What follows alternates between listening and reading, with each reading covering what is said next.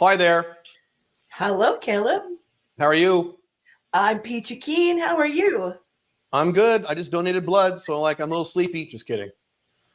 I'm in full business auntie mode this morning. I can tell you are. You're in full business auntie mode. Full auntie mode, yeah. What we're gonna do, Billie, is I have 3 interviews I'm gonna show, and I'm gonna play them, and then we'll pause and make comments.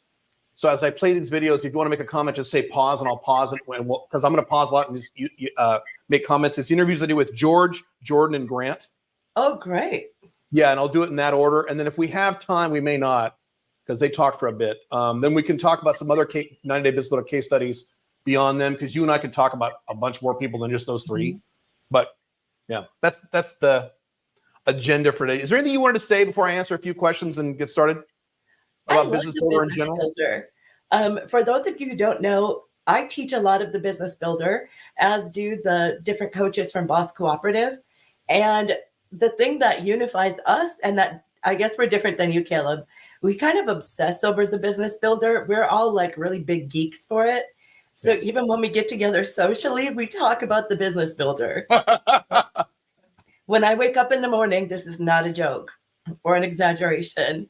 I used to be one of those like doom scrolling ADHDers, and I could piss away a whole morning on social media that I wasn't interested in. And I've replaced that with the business builder message boards. So that cures my dopamine fix in the morning.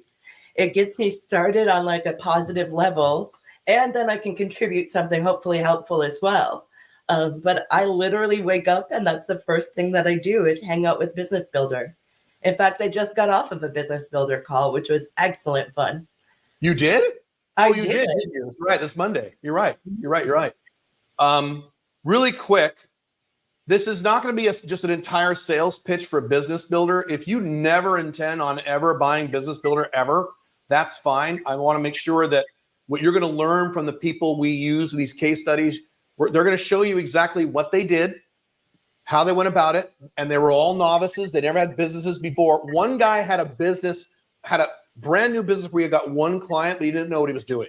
The other 2 guys never had a business before in their lives. They go through exactly what they did, the niches they chose, the problems they had, because this isn't a get-rich-quick scheme. You have problems, how they solve them, or how we help them solve them, and where they are now. So you'll learn a lot today about setting up your location-independent business the way we describe: narrow niche, find a problem, try to lean toward B2B if you can. We're going to discuss all that stuff. Answer a few really quick questions, and then we'll get started in like 1 minute. How many people do I need on my team in order to run the Alpha 2.0 business model optimally? Do you want to answer that, or do you want me to answer that? As many as your business needs. Is it a business where you're setting up automations for someone else or for yourself? If you automate your business, do you need anyone else in it? Probably not. If you have, something really complex, you might need 10 people. It really depends on your specific needs. And what that's all about is, write a list of the things you don't freaking like doing, or the things that you feel take too much time. Make a list of those things and delegate them. And you just continually go through that process, whether you do it, as these subjects come up and you just jot it down and say, oh my gosh, I need someone else to do this. Or whether you're planning ahead and saying, next round, I'm going to do this again in, 6 months. And, we're going to dedicate time to this. It doesn't matter how you get to that end result, but essentially every step of the way, as an Alpha 2.0 business owner, we delegate as much as possible. We don't work in the business. We work on the business. On the business. You see the difference? I don't want to be the sole proprietor who does everything and all the coaching calls. And, I just don't want that, because that means the business owns me. And that's really what we're trying to get away from here. So do what works for you and start with the easy wins, the things you don't like. And Billie is better at that than I am. She's better at delegating, because if I see something that needs to get done in my business, there's an overwhelming emotional need for me to go, all right, I'll just do it. And I shouldn't. I'd be like, no, so-and-so should do that. So-and-so should do that. Or I need to hire someone. Not me. I need to be running the business and been working on the business. Now, if you want specific numbers, the minimum we talk about here is $85,000 a year minimum for long-term happiness. You could do that by yourself or maybe with one or two little helpers, depending on the structure and complexity of your business, like Billie said. Now, if you want the big money, if you want hundreds of thousands or a seven-figure income, you're going to have a bigger team, and that's up to you. It's not, and again, employee resistant. I have no W-2 employees, and I never want any. Now, that may change someday depending on the size of certain companies involved with. But that's the model is no, I have a number of people on my team. Billie has a very big team, but these are all subcontractors, virtual assistants, other business owners, things like that. Right. You don't want salaried employees. Nope. Right. Would you get citizenship in a country you couldn't renounce? Yes. Unless it was the United States, because then you got to pay taxes everywhere else. Yes, I would. I don't care about that. Is this similar to the 90-day finance program? I do not have a 90-day finance program. I think you might be mixing me up with someone else. If you think you're not, then correct your question. Did you see Russia introduce their basically anti-woke visa program? I've heard about it. Russia is not a bad passport, actually. And there are ways of getting a Russian passport winkety-wink that I wouldn't do, but you can. I have buddies in Dubai like, oh, you get a Russian passport. No mind. You fly, you talk to Vladimir and you just, Billie, do you have a fifth country in my, so I think I mentioned to them, I did. So Billie, before this question, Billie, I mentioned unofficially that you're going to be in charge of the events pretty soon. Mm-hmm. So he's asking, do you have a fifth country in mind for the Get Residency programs? At this point, we don't. We're actually going to scale back a little bit, and probably we aren't going to offer Armenia, simply because there hasn't been a huge interest in that particular country. We are investigating other countries, but I don't have anything planned for next year. What I am doing is really specializing in Paraguay. It's a place that's captured my heart, and we've developed a really big community there, which Caleb can totally attest to. Our Dutch friends invited us to a barbecue, for example, with 50 people. It was awesome. And I've done that, many times with this group and other groups of people. So I would much rather specialize and be able to give you the best possible information about one country than just spread it thinly and not provide a quality service. So that's what we're looking at. If you guys feel differently and you want to keep Armenia and you'd like us to add another country, reach out to us. It's Billie at bosscooperative.com. Very simple. BILLIE at bosscooperative.com. And let us know if you feel strongly that we should go a different route or that there are countries you're interested in. And we'll definitely take heed of that. Yeah. And you can tell me too, and I'll forward it to Billie. theonlyblackdragon@gmail.com is my email. I agree with Billie. Billie's in charge of this now, or will be very shortly. What I would suggest, and Billie's in charge of this, is that yes, we doubled down on Paraguay. Hell yes. We should do more Paraguay stuff. We probably will next year. Matter of fact, Billie's got my travel schedule for next year. I'm going to be in Paraguay longer next year. I'm expanding. So we have that, Mexico, Dubai, and then the one that you guys generally talk about the most is the Philippines. Oh, that's right. That is on my list. And we are doing investigation and speaking to legal teams right now. Oh, cool. Okay. My right-hand man, Muhammad, is actually leading that charge. Cool. Yeah. That is would be the one that I would have on my radar based on what I've heard you guys say. Mm-hmm. Now, again, if you have other ideas, then let us know. We do this for you. So, we just love Paraguay a lot. Well, and we should, I think there's a huge value in being able to introduce you to a community such as we do. So on our first night in Paraguay, the second night in Paraguay, when everyone was rested, we had all of Caleb's clients and then a whole bunch of different service providers, real estate agents, expats from various countries. And we invited our Dutch friends who brought a few of their vendors and friends and clients. So we had this, 30-person dinner, just, an informal dinner so that we could mastermind. Exactly. And then we got to meet people. And what happened after that is the Dutch people invited us, all of Caleb's group, to the barbecue. And what happened after that is they took a couple of the guys to the gun range. They took me and a couple of other people to a brunch. So, we split off, and with our new friends did many different things. And I think there's huge value in that, rather than just saying, hey, go to this country. Well, we can say, hey, go to this country. Here are the ins and outs. Here are people from all different walks of life and all different countries who can share their experience with you, including families with little kids. Our Dutch friends bring over between 2 and 10 people every single week minimum. Yeah. And a lot of these are families with children. In fact, And they just had their baby. Lester and Ann just had their baby on Friday. So they did? They did. So the very first Project Paraguay baby born down there. So it's a different vibe. We can offer so much more than I think most other people, and certainly more than we could a year or two ago. And the quality of people that you meet at these networking events, and these it's not even networking events, it's just events we have. The quality of people you meet will blow you the fuck away. Everyone I've been to, when I meet new people, I'm like, oh my God. And I don't give out my phone number. And I don't get people's phone number because that's how I am.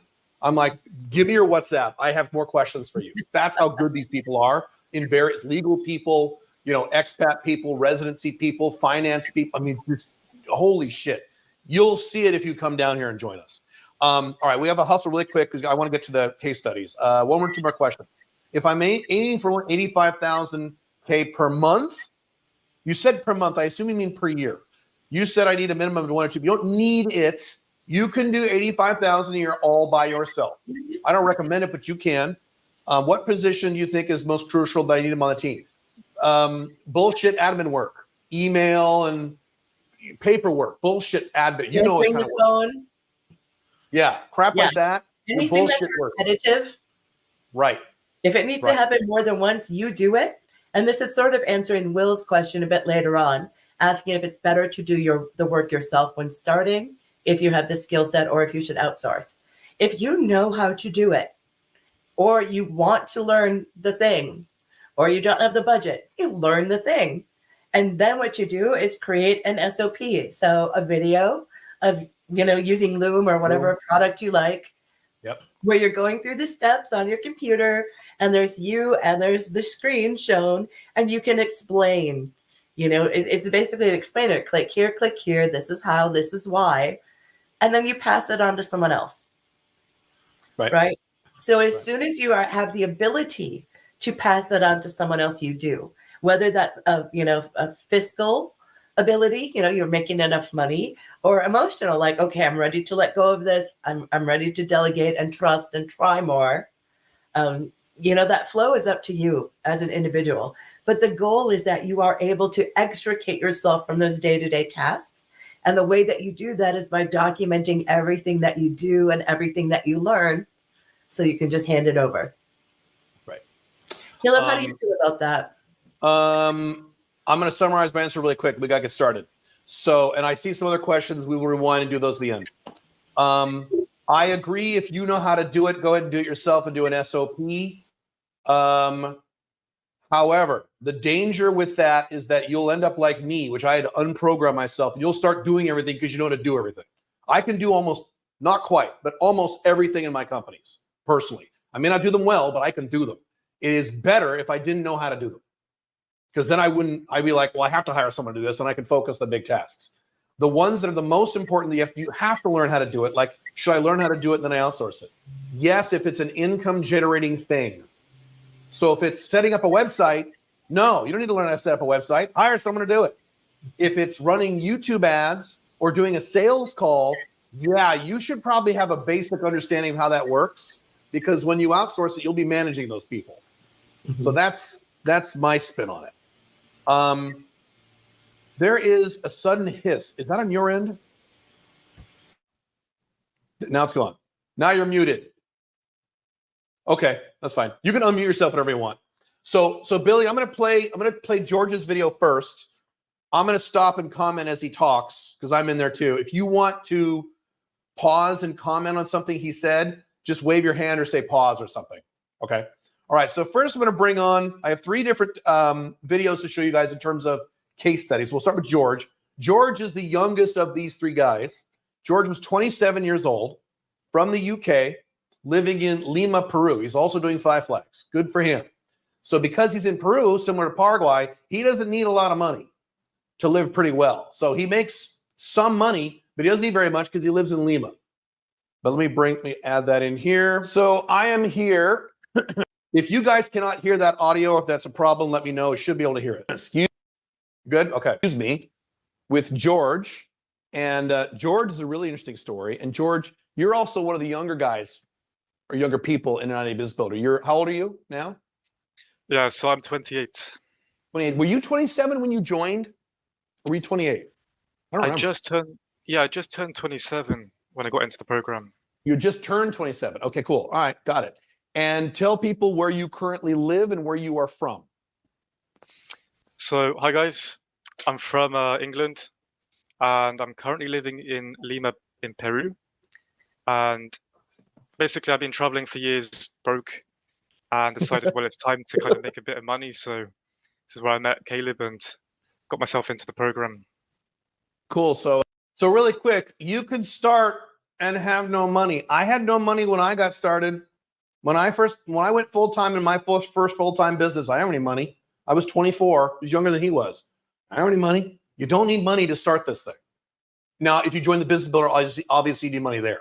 But you don't need money. And we talk about in all these cases, you'll see this. I asked, how much money did you spend on marketing? And they all said 0. But we're both in South America because I'm in Asuncion, Paraguay, so we could relate. We were just talking about time zones a minute ago. Okay, so you joined the program, and in like 3-sentence summary, what was the niche that you chose and what is the service that you chose? Yeah, so the niche I chose was helping Peruvian tour companies get more international clients. And my service to cover that basically is content writing with an SEO focus. Essentially gets their kind of websites ranked first on Google, so a prospective client will see their tour first compared to their competitors. And this is, so to be clear, this is companies based in Peru that sell like tours for tourists going to Peru. Is that correct? Right? Yeah, local tours or package tours around Peru. Cool. Okay. Now you see how, I want you to notice how niched that is. He didn't go to travel companies. He didn't use travel agencies. That's not a niche. That's an industry. You see how niched he was? That's why it worked. So the more narrow you can niche, the better. Awesome. Okay. And then you got your first client. Matter of fact, you're still working with your first client on a monthly retainer, right? Is that correct? That's correct. That's correct. Yep. So how much per month? You started them out at a certain amount, and then you kind of ratcheted that up. So how much did you start per month with that client? Sure. So we started last year for $300 a month. Now, on the program, we were talking a lot about making sure you charge good rates, but you have this thing about, okay, well, you've got no business, you've got to start somewhere as well. So Right. It's almost like you get something to get through the door, trust, they know you're legit, you do a good job. And really since then, the relationship developed, more trust, more needs from the business. So we essentially scaled up the package a couple of times and are now on about $1,100 a month. And that's From the USD. 300. Correct? And that's in USD. That is USD. Yeah.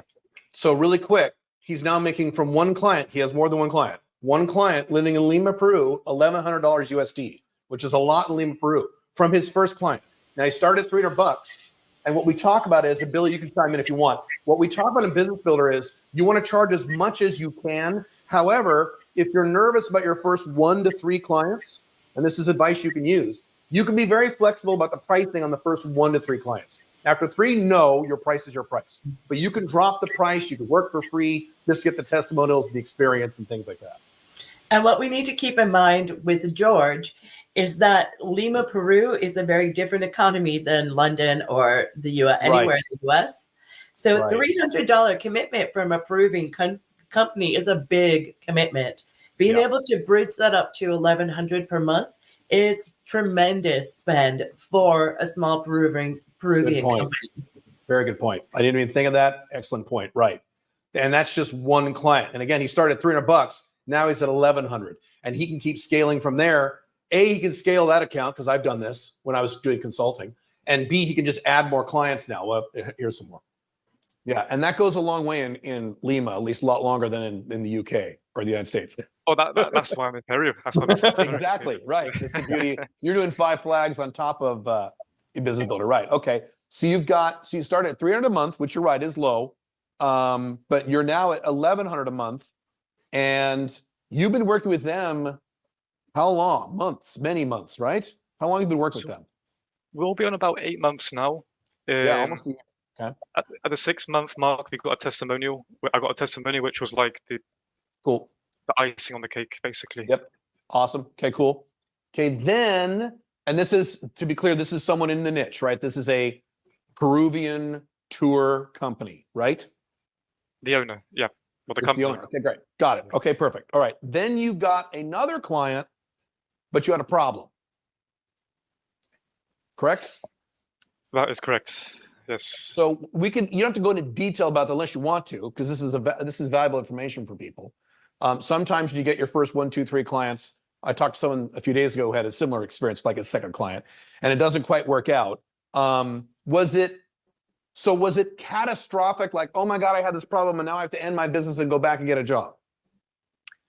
There was potential there. There was potential, especially on reputation. I mean, without going kind of too long tale story. Just summarize the problem and summarize how you resolved it. So the issue was everything from my side, what I was delivering was great. Mm-hmm. The issue was on the business's side that there wasn't, let's say, good infrastructure, like website infrastructure security in place. So okay. there ended up being website issues, we can say. Yeah. And we had this kind of thing is relatively common when you have clients in lower end countries, Latin America, parts of, Southeast Asia. If you have African clients, some of that's par for the course. It's not a big deal. To end for that reason, but it got a bit kind of hostile communication. Okay. Now, I could easily sit back and say, well, listen, that was the company's problem, not mine. But I like to try and take responsibility where possible. So I thought, well, do you know what? That's my fault for not, listing some kind of guidelines and expect. George is a good guy. He takes responsibility, which is what I talk about over my other channel. Everything in your life is your fault. Fantastic. I love the way he handled it. Perfect. This is why he's successful, because he has more clients after. About how we treat each other. So it was hard in the time, but I learned very quickly. You've got to set boundaries before you start working together. Yes. Very clear the what we do, what we don't do. Most importantly. So having learned from that, now I'm doing my marketing. I'm very kind of clear on what I don't want and screening people that way. And overall, I just feel a little more relaxed about getting another client in, knowing that if things do go wrong, I've got, set steps that I follow to kind of just clear it up quickly. So I want you to understand what he said and remember what he said. Once you get your first 1 or 2 clients, you go through these problems, your confidence goes up. And now you can get new clients more easily. It's your first client where you're scared. That's what we do in business, but we help people get over that hump. But your first clients are scary, it's 1. And then once you get your first 1, 2, 3, you're off. You take off like a rocket. And I think George did something incredibly important.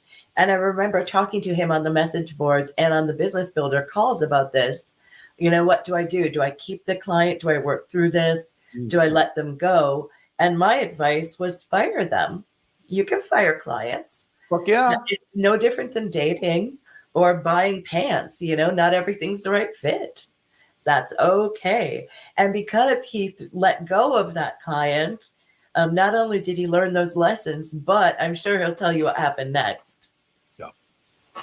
And you've got more clients now, but I have imagined now from that experience, you have kind of a structure of when you onboard a new client, setting certain expectations and maybe things you check and things like that. Is that accurate? Because of that experience? Yeah. So in terms of my kind of screening process, it's more the feeling I get. It's the feeling you get. You check your gut. It's a gut feel. I'm a gut feeler. There are other things, of course. You look at like the budget of the company. Unfortunately, I've learned the lower you charge, the more issues you will probably get. I've said Yeah. that 10,000 times. That's exactly right. Yes. So I do a lot more, Again, that's why we tell you to charge as much as you're comfortable. let's say, lead gen work, some more work on finding out information about the company. Are they a good fit for me? But also, am I a good fit for them? Because it's not just about me getting everything I want. I want to make sure they're feeling happy and they're also able to pay what they can pay me. So Right.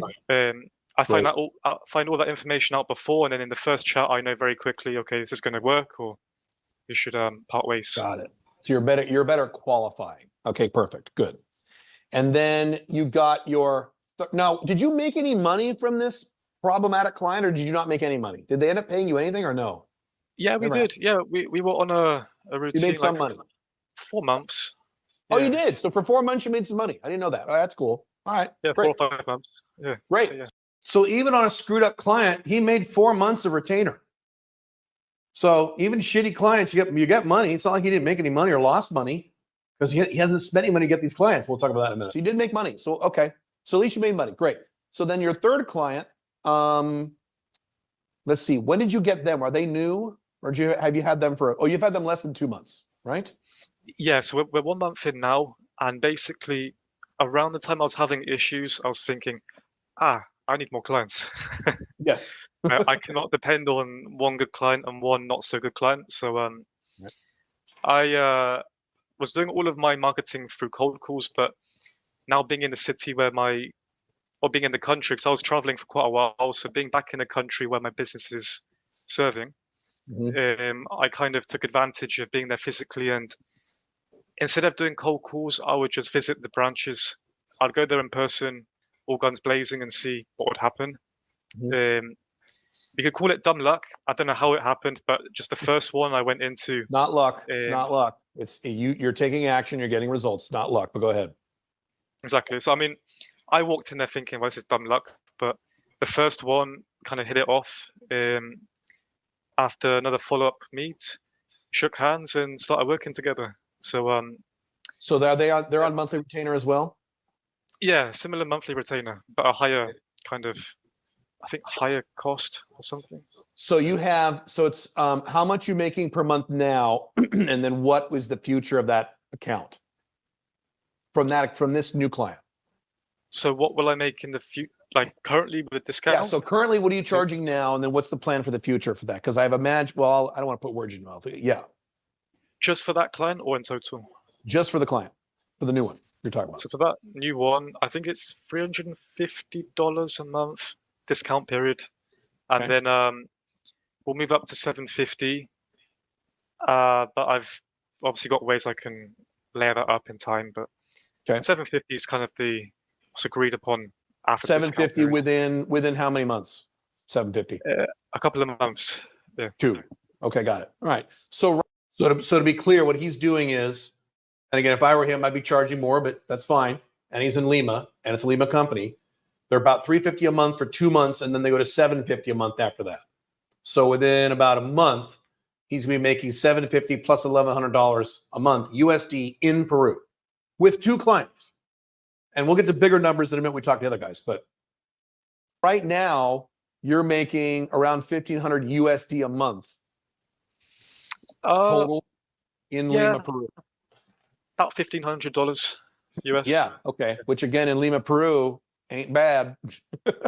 And you don't have to get a job. Yes. And you're right. You have to charge. That's one change I would make. But you and I have talked about this. You got to charge more you got to charge more. But you're right. I've also said your first 1 to 3 clients, you can be as flexible as you want on pricing. And then on client number 4, which is kind of where you're at, then you jack up the price, and that's what it is. And then you get more comfortable charging higher prices. So these are going to be the lowest price clients you're ever going to have in your life. It's going to go way past this. Right. You'll see when you get your next client. You'll be like, oh, this is a lot more money. Because you've also done it, right? You have a lot more confidence in clients now than when you first started the program. Billie, go ahead.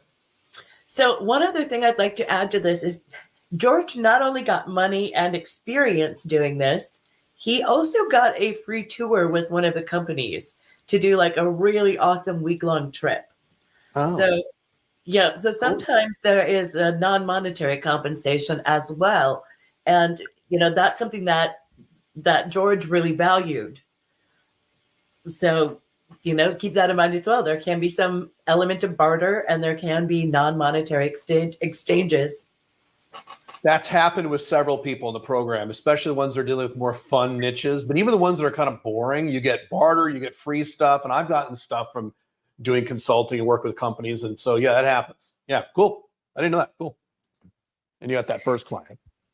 Well, this is why I think it's important. Like, I know you can take it quite personally, the ego, like, oh, wow, am I really charging that little? Or sometimes even free, like a free client for a testimony. But that testimonial was so important. Yep. I had so after 6 months with my first client, I got my testimonial in. And since I've been doing, marketing now, I'm charging a lot more, during the consultation process. And they're saying, have you got any proof? And I show the consultation. I just watch their face like, this guy actually does business. I remember going through that myself. Yeah. You're like, oh, okay. Yes. And the first time I felt that, I was like, wow, this is actually working, Yeah. Are you planning on staying in Peru for the long-term future? You are, right? Or no? Yeah, I'm currently sorting my residency.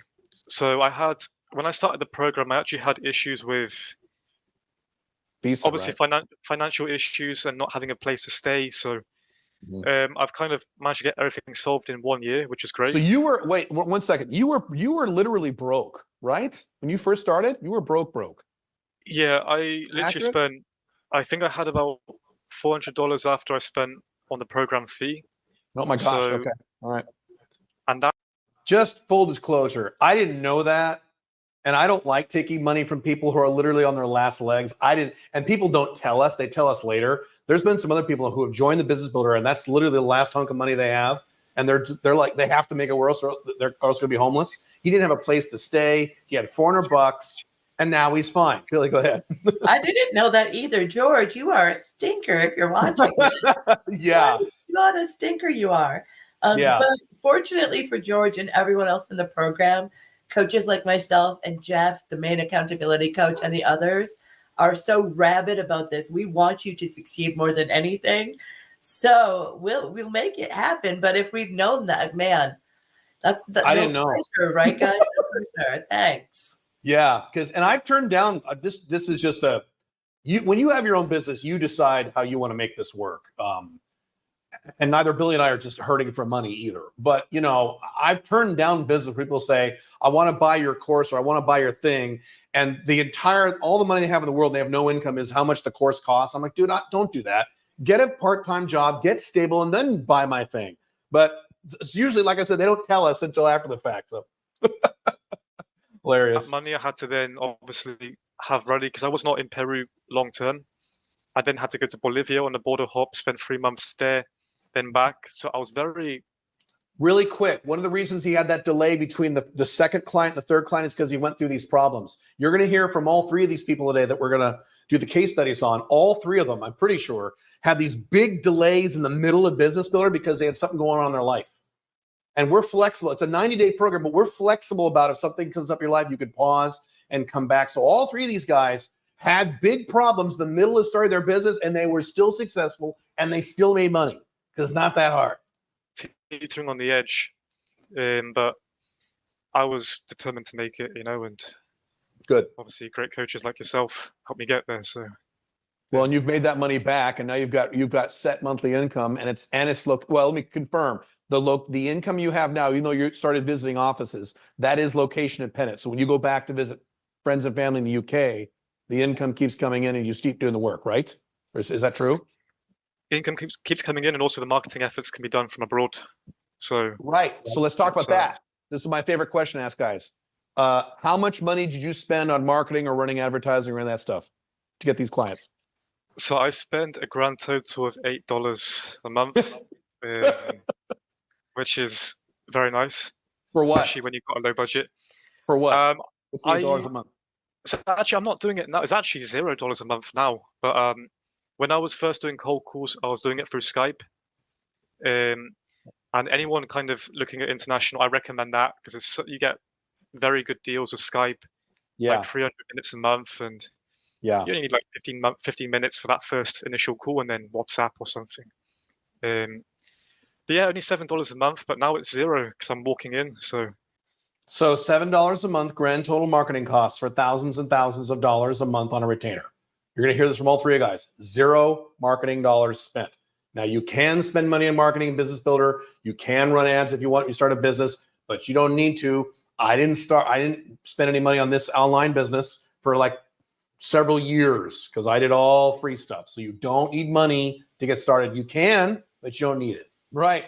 Yeah. So your grand total to get, so you're at, over $1,000 a month, ongoing income for several months now, and your total marketing costs were about $7 a month for Stripe. Skype. Yeah. Not Stripe. Sorry, I got Stripe because I use Stripe. Skype. Yeah, I used to use Skype before Zoom. Yeah. Awesome. So you spent essentially no money. This didn't cost you any money to get these clients. You spent no money other than the Stripe costs. Yeah, practically nothing. Yeah. Cool. Okay.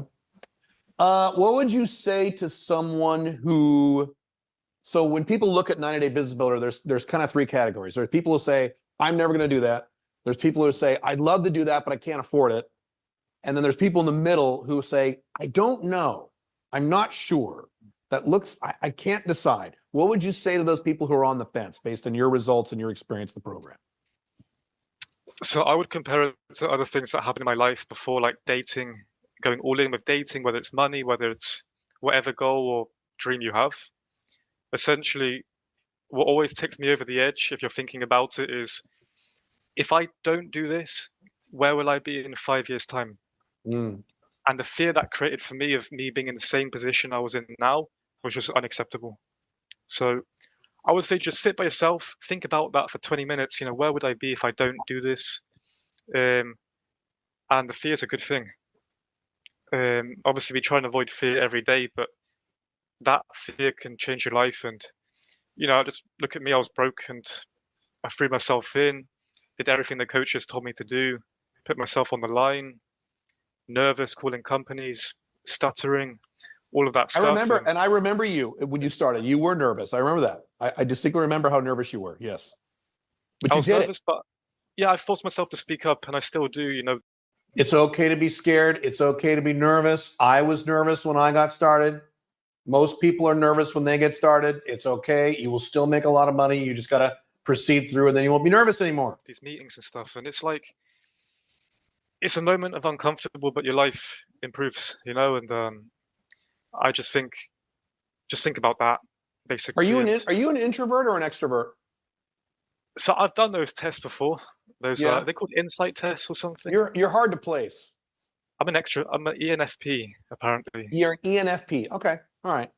So I get my energy. I disagree with that because I get tired quickly from talking with a lot of people. Yeah, you have a lot of introverted traits. You're not an extreme extrovert at all. You're kind of on the low end of extrovert. I don't know. To be honest, I don't really follow that stuff, but apparently it's the ENFP for those interested. Okay. Yeah. All right. Cool. Not everybody. A lot of people seem to think that my stuff only works for people who are just like me. I'm an extreme INTJ robot man. Most people in my audience, most people who follow the structures that we talk about here at Unchained CEO and my other channel are not like me at all. They're extreme extroverts. They're very different personalities. These models work regardless of what your personality is. They're not personality. That's why I asked him that question. Cool. This has been great. Billie, do you want to say something? Yeah. My internet is unstable, so hopefully we can get back on camera.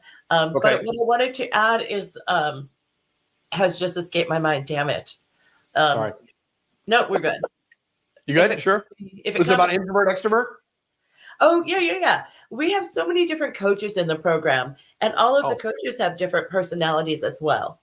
Right. So you're not, we're hearing Caleb, and we all share the same messaging as Caleb. We have the same beliefs, but we come from different perspectives and have different personalities. So, there's always going to be a coach or two that you resonate with. Correct. I forgot about that. Thank you. Very excited. You have a very bright future because not only are you doing business builder, you have a business that's making money. You already got and we've talked about this, the program, the first 1, 2, 3 clients, the hardest. And then from that point forward, it's a lot easier. Right. That's the phase you're in now. It's going to start getting a lot easier.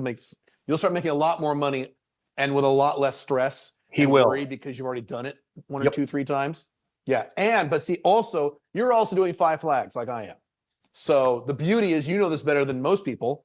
You don't need a lot of, I mean, if you want to make a lot of money, you should, but you don't need a lot of money when you live in South America or spend most of the year there. You don't need a lot of money to live pretty well. So that's awesome. Great. Thank you very much for this. This has been great. That's why I like George a lot. I mean, I like all our guys, but I like people even more when they do 5 flags on top of this. I'm in Paraguay. I just put a payment down for my year-round apartment here. It's a big 1-bedroom apartment in the nicest part of the entire country, $6,000 for a year, US. My house in Dubai was $9,000 a month. My apartment here in Paraguay is $6,000 for a year. That's how much cheaper it is. It's unbelievable. And when he says the nicest neighborhood in the country, there's no exaggeration at all. You're a couple blocks away from the Porsche dealership, Right. like 2 very fancy, brand new, sparkling malls like we don't even have in the U.S. Yep. Yeah, so $500 is more than the average person in Paraguay makes in a month, by the way. To put that $1,100 from that one client into perspective, if you're in Paraguay, that's your bills, man. Easy peasy. Hey, Billie, do you want to answer? We have a question. How did George get to know that there are companies looking for this specific type of service? Do you want to field that, or I could? Sure, I'll give it a shot. The first thing that we do as part of Caleb's programs, and most of the work we do, is to find a niche. So we identify niches and Caleb can talk a little bit more about the qualifications. I'm sure you guys have heard it before, but they have to have a problem that they are aware of. They need to be able to pay you. They need to be in an industry that is not dying. So we help them create this list. And for each person, that's very individual. And George happened to have an interest in travel writing. And in his case, it was something he was already doing a little bit, or kind of trying to do, but was getting some piecemeal assignments. He'd never really had clients of his own, to the best of my knowledge. So in his case, he knew he was interested in that, but didn't know what they needed, what was a problem. So part of this is going through a validation process where we cold call. And George probably talked to 40 different business owners to understand what are the difficulties, what costs them time, what costs them money, how do they get their clients, is it working for them, etc. So really what we do is we get on the phone and we ask people what's going on. These are not sales. Well, really quick, these are not sales calls. No. You're not selling, so it's a lot easier. You're asking them, you're assessing. It's like a market research. What are your problems? What are your concerns? What are what's driving you crazy? And you ask, and you look for. We have a whole system of this business, but you look for consensus over several different people telling you the same problem. Right. We're just looking for patterns to emerge from those phone calls. Right. And as we see those patterns emerge, that tells us what the business is we should create. And if we can't address problem number 1, we move on to problem or expense number 2. Right. I've said this 10,000 times. The reason most people don't make money in a business is they say, I'm good at this, so I'm going to do this for these people. How do you know they want that? You have no fucking idea. The better way to do it is to identify a narrow niche, ask them what their biggest problem is. If you hear a lot of people then say the same problem, boom, that's what you do. A coaching, consulting, or service that helps solve or alleviate that problem. Then it's difficult to not make money. Honestly, it's difficult to not make money if the market already wants what you're selling. So and here's what we see happening a minimum of once a month. And this literally just happened the other day. I got the report Saturday morning that guys are doing their outreach guys and gals are doing their outreach calls for validation. They're talking to business owners, or they're talking to the gatekeeper, receptionist person. And on that call, they say, man, if you could fix XYZ, I would pay you for that.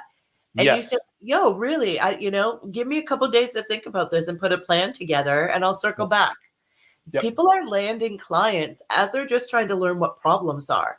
Exactly right. We've had many, many people do that in the program in phase 1 where they're still figuring out the niche. They get clients. It's happened many, many, many times. We love it. That's not the model. We don't guarantee that'll happen, but it happens all the goddamn time. People go, really? You can help me with that? How much do you charge? And you're like, let me get back to you. Can they go talk to us? Yes, that's exactly right. And it might not even be in the direction you thought it would be going. Right. It often isn't. Who cares? Right. You might have heard from 3 other guys that buying widgets was the problem. But guy number 4 says, I will pay you to handle recruitment, whatever it is. Exactly. So if somebody has money in their hand and they say, I'd pay you to do this, you say, okay, and you build your business around it. Right. But that's realistically the long answer to a very simple question. How do you get to know? You just ask people. Right. All right. This is someone new now. This is Jordan. So Jordan was a little different than the typical model. Most people come in the program with no business at all. That's what it's designed for. Designed for you if you have no idea what you want to do for a business. That's now some people, a lot of people actually come into Business Builder and they kind of have an idea of what they want to do. Sometimes they go for it. We move them in a different direction. So Jordan, he'll describe this. He didn't have a business. He did one thing. He got a hunk of money from one thing. He's like, oh, I need to get more clients doing this, but he didn't know how to get clients. So then he joined the program, but I'll let him explain. Well, hi there. I'm here with Jordan, who was in the Business Builder program actually about 2 years ago, maybe not quite 2 years ago, something like that. Late 22 to early 23, right? Yeah. And I'll let you introduce yourself in a sec, but Jordan was in a slightly different scenario where you had kind of a business or a business idea. You had one client, but you didn't know what to do and how to get more client, right? I don't want to put words in your mouth. Is that exact? What was the structure before you joined the program? Well, all those words you put in my mouth were right, because that was true. I had learned about ghostwriting, writing books for other people, because I learned pretty quickly that nobody's going to pay me to write my own books. I learned that. And I learned that first time when I was playing in a band, and the sound guy made $5,000. We all made $100 a piece. I'm like, wait, that's how you make money. You sell the shovels to the gold miners, right? Yep. So I was like, okay, well, people pay money for writing a book for them. How do I get into that? And I kind of looked up, and I got a $24,000 client off of Upwork, and I realized pretty quickly that's not normal. And then I got another referral through a friend of a friend of a friend, just put me in touch with a guy. He paid me $50,000 to write a book. And I was like, okay, well, there's a proof of concept. How do I get in front of more people? Because these weren't things I could really repeat, because Upwork, that dried up pretty quickly. They changed back with Elance, you could make some money doing that. And then they were like, you can only send out 30 connects every shooting out. Right. But, so that was my problem. Like, I had something that was proven, and I had some experience under my belt, but I didn't know how to get in front of these people, because this is a really high ticket thing. It's very niche. It's very personal. How do you get in front of people that are looking for that? I knew they were out there, but I didn't know how to get in front of them. I'm bad about what Caleb talks about. Is I want to work on my little widget. I want to work on my little thing. And I knew the marketing from consuming Caleb's content the marketing was going to be the biggest part. I was like, what do I do? Where I'm willing to spend money, but I don't know. I don't want to burn through $10,000 and have nothing to show for it. So, got it. So you understood, you had a business idea, you had 1 or 2 clients, you joined the program in order to get more clients and figure out how to systematize getting clients. Is that right?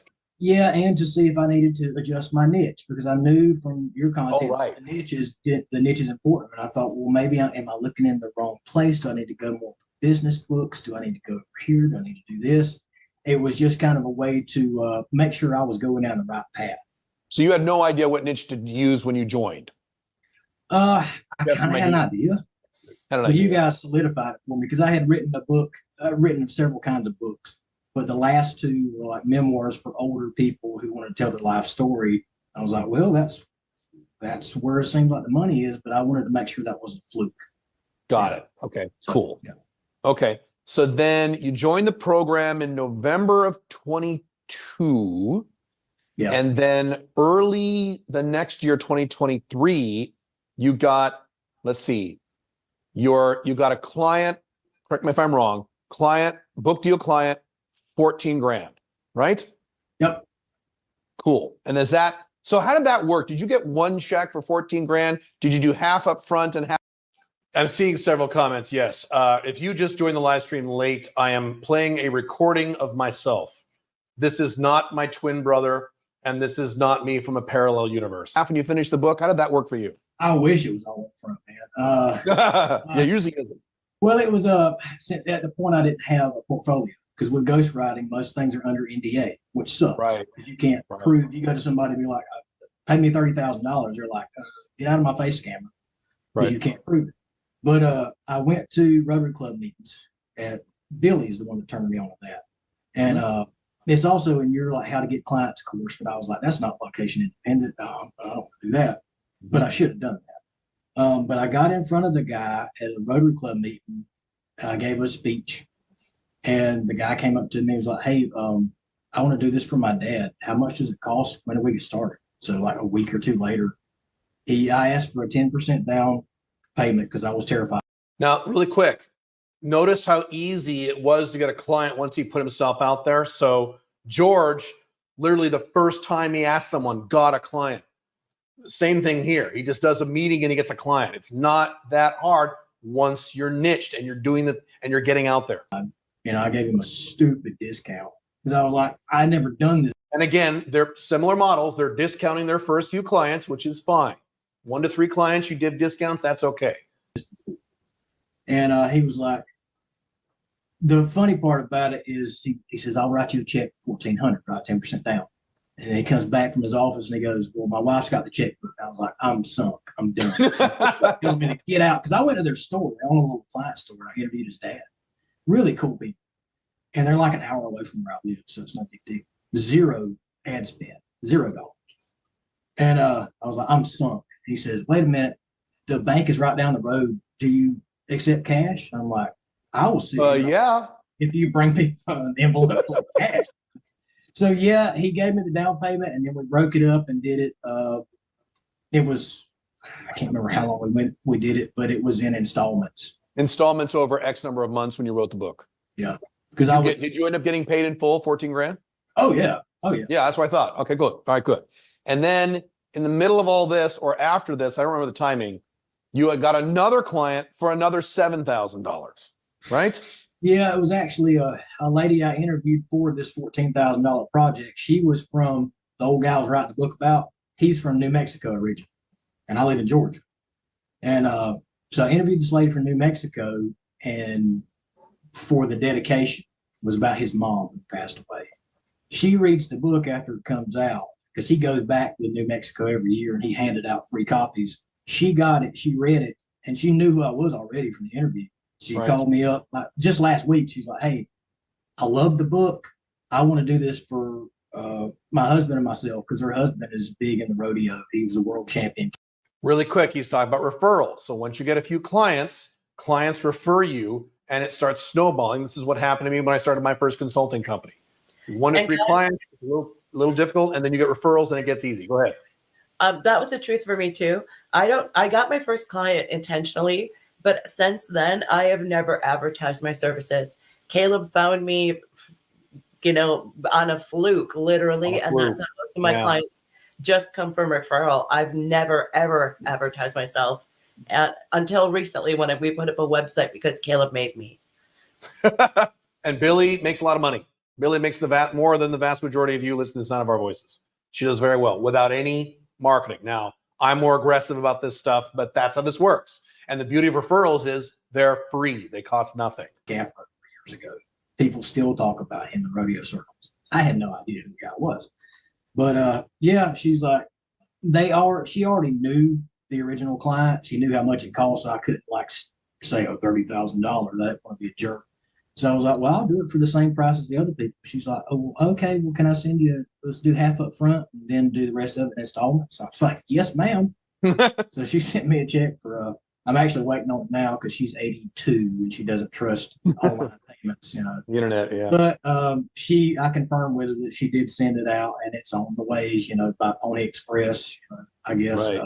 And in Georgia, the USPS is awful here lately, so I should get it. It is? Yeah, I was doing some seminars for book coaching locally. That's a whole nother story. Yeah, I want to talk about that next. But yeah, I didn't realize that the U.S. Postal Service was crappy in Georgia. Well, it has been they were sending out postcards to the people who are members of the art center where I was doing the seminar, and they got there 2 weeks after the event. Oh, great. Yeah, awesome. fantastic. So there were like 5 people that showed up. And there was like 40, 50 people. Like, I would have loved to have gone. I'm like, thanks, government.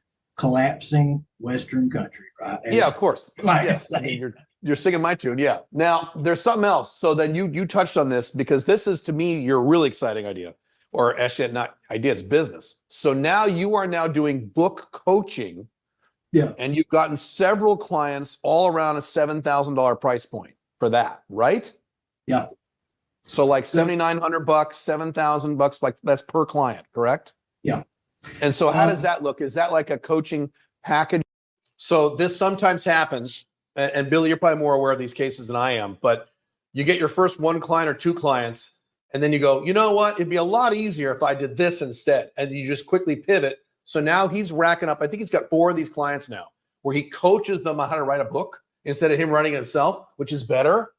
And they're $7,000 each, whatever 7,000 times 4 is, plus the fact that he's doing ghostwriting. On top of this, that's why coaching is so awesome, especially when you're niched. Yep. That is $28,000 just from those coaching clients. Right. And that doesn't count what he's making from his ghostwriting stuff. Exactly. So he can now do both. So he's setting up multiple income streams like I've talked about 10,000 times. Right. That's exactly what I was going to say, is that I always talk about setting up various tentacles within your business empire. Right. So that's exactly what he's doing. He's adding another separate service. Right. And notice how fast he did that. He did that pretty quickly within the first few clients. And sometimes that happens. And that's fine. Whatever makes you money and keeps you in the niche, it's fine. Do they buy from you, or is that a set agenda you have? Are you doing hourly, or how are you doing that? No, I took your advice early on. I don't do anything hourly. Good. Thank Pain. God. I'm glad you said that. Good. Nothing hourly. Right. Good. 10 minutes down the road is this art center, and I give these classes for memoir writing. And it's usually older people that have money. There's one guy, big real estate guy. Really quick, that's his niche now. Old people, because who has money? Old people who have money and are bored and want someone to write their life story. If you're a ghostwriter, that's like the best niche on earth. That's fantastic. And he could niche further. He kind of is, because he's kind of regional, but perfect. Here owns half the town. There's another guy, Gulfstream, where they build the private jets. Yeah. Like an hour away from me. One of the guys that signed up for the classes works at Gulfstream. He's probably knocking out $300K. And he took one of the classes, and at the end of it, it's the point of the class is not to get money from teaching the class, because it's minimal pay. I don't charge much. It's to get clients off the back end. Yeah. And so your niche, so wait, real quick. Your niche then that you decided to focus on is older people with money who want to write their life story, or have someone write their life story. Yes, correct? Yeah. Okay, cool. So and for a bigger reason than just look at me, look how cool I am. Because that people usually don't spend the money on that. Nobody's that narcissistic. It's usually for their family or for their God or for business, the bigger reason than just write the story. They want a bigger result. Got it. So that guy, one of the guys, he had taken a couple classes from me, because it's structured as an intro class and an advanced class. At the end of the advanced class, I'm always letting them know, like, I be pushy, like, hey, you can hire me, because after this is the end of the class. We don't do any more classes. So he's like, okay, cool, I want to do this. And I met with him at his house about an hour away, and he wrote me out a check for $7,900. Like, here you go. $7,900 to have you show him how to write his own book? Oh, yeah. Sorry, I should have got to that. It's basically what you guys do. It's like you coach us, you coached me through how to build the business. So I coach him. He does the work, and I give him feedback piece by piece and help him structure it. And I do the formatting and the editing and all the stuff that nobody wants to do. Everybody loves to do the writing. Nobody wants to do the actual work. Right. Exactly right. I'm a writer. Exactly right. Yes. The Unchained man. So yeah, and then the formatting and to help get published, because I got a partner. I partnered up with the company on LinkedIn. I met them. And really quick, there are people in 90 Day Business Builder, and I've encouraged this, and I say you can copy what we're doing. You can copy the structure that we're doing in Business Builder. You can copy the structure I've used in other places. You just take your niche that don't use the same niche I am. You can't do that, but your own niche, and that's kind of what he did. He used the Business Builder structure, made notes of how we do Business Builder, and he just cloned that over into a different niche. And then we have several people doing that, and that's fine. We encourage that. Copy us. Great. they do like You want something, Billy? No? Okay. book promotion. They can try to get you on the USA Today list and all, because that's another a unique selling proposition that I have. I don't just write it for you. I can help you get marketed. So these people, if I get in front of them and show them that they can trust me, especially for older people, that's a big thing. Now, really quick, the one thing I would have him change, and I told him this, is that you do this in a location-independent fashion. So instead of doing a class, you could very easily do a free Zoom course or a Zoom course for like $5 or something and do the same exact thing and get clients that way. So just make it more location-independent. But again, however you get your first few clients, I don't care. Get your first few clients, then you can tweak later. Right. It's not location independent, but it's 10 minutes down the road. Right. It's an hour every other week. And you can easily convert that to something location with just a few tweaks. That's not a big deal at all. Yeah. And it doesn't cost me very much to live. I'm making so much money that I set aside a certain amount of money and said, okay, I'm going to spend this on marketing because I don't live in a very population dense area. Yeah. And I know this is going to dry up eventually. So I need to get location independent because I can work with people in other countries, like you talk about, right? LA, New York, London, wherever. Exactly. People love this stuff. Yep. So I set aside a certain amount of money and I said, even if I burn through this and make nothing off of it, this is going toward marketing. Okay, that's a perfect segue. So I was going to ask you, up until now, you've got a marketing fund now, but all these clients you're talking about, 14,000, 7,000, 14,000. How much money did you spend on marketing to get the money total? Did you spend on marketing to get those clients? Okay, let me think. Zero. Yeah. Zero. No money. Yeah.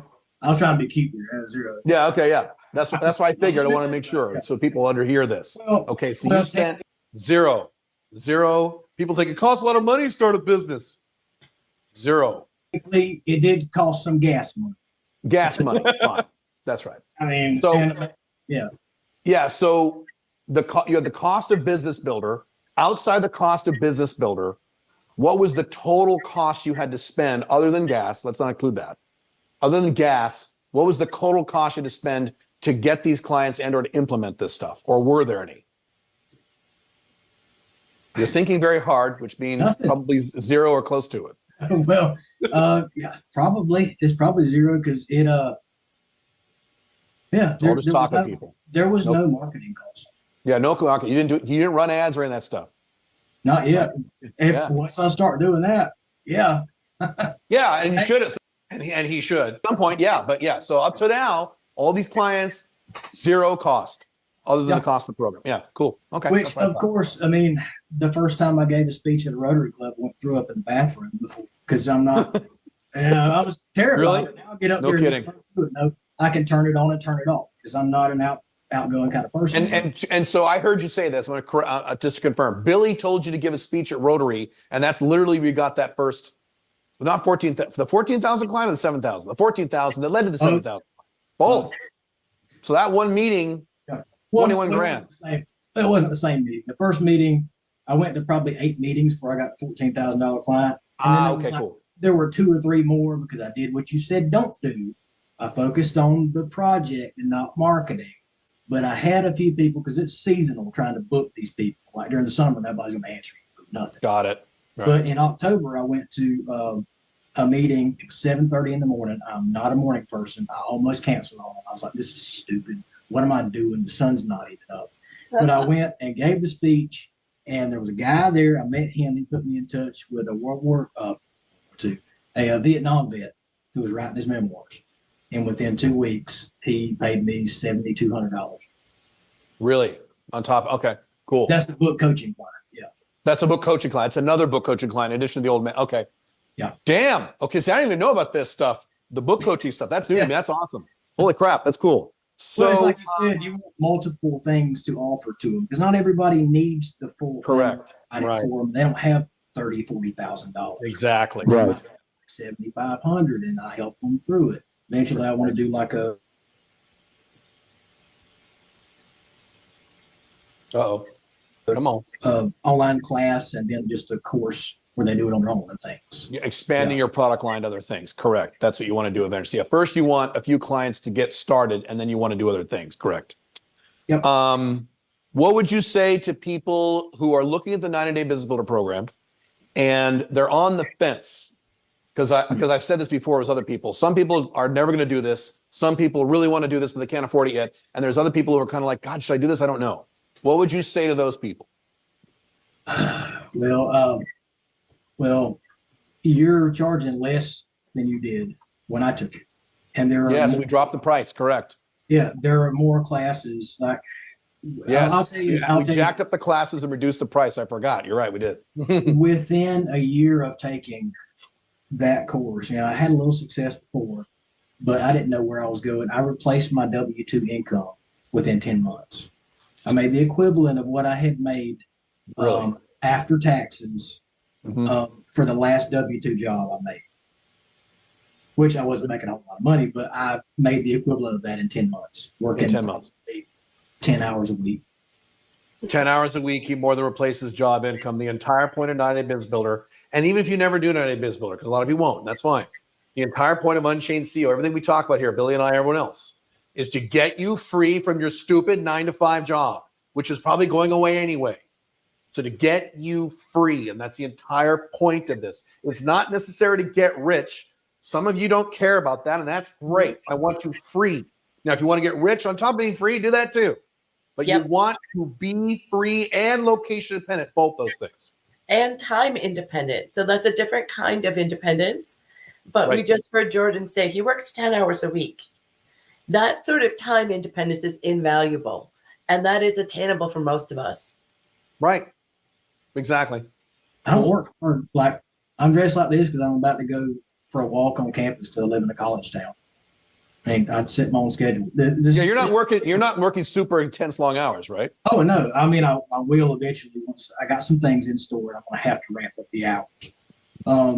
But now that I got the money to do that, and it makes sense. But for somebody that's on the fence, I mean, how much are you charging now, Caleb? It's around $5,000. Oh, yes, do it. I mean, so it used to be $8,000, then $7,000. Now it's around $5-ish grand, depending on what discounts you qualify for, because most people will qualify for discounts. And then he was in it when we had one meeting a week. Yeah. Then we made it 2, and then Billy said, Caleb, we got to make it 3. I'm like, no. And she said, yes. I said, okay. So now it's 3 meetings a week. And actually, it's not 3 meetings a week. It's 4 or 5. We have 4 or 5 unofficial. Yes, it's up to 5 meetings a week live. This is not recording for thousands of less than we used to charge. Yes. It's actually 6 because we have Peter, Jan, and I can't remember the other one off the top of my head. But we have 3 separate calls that have sprung out of this that participants give out of the goodness of their hearts to share their own specialties. It's amazing. And that didn't exist when Jordan was in the program. Right. I'm going to put a sticker on the bottom. Hang on. I should have done this a while ago. 90daybizbuilder.com, because it's open now until Monday. And then we have to close it again. Yeah. So your deadline's Monday. I'll put that in the ticker too. Go rob a bank if you got to. Don't. It's a joke.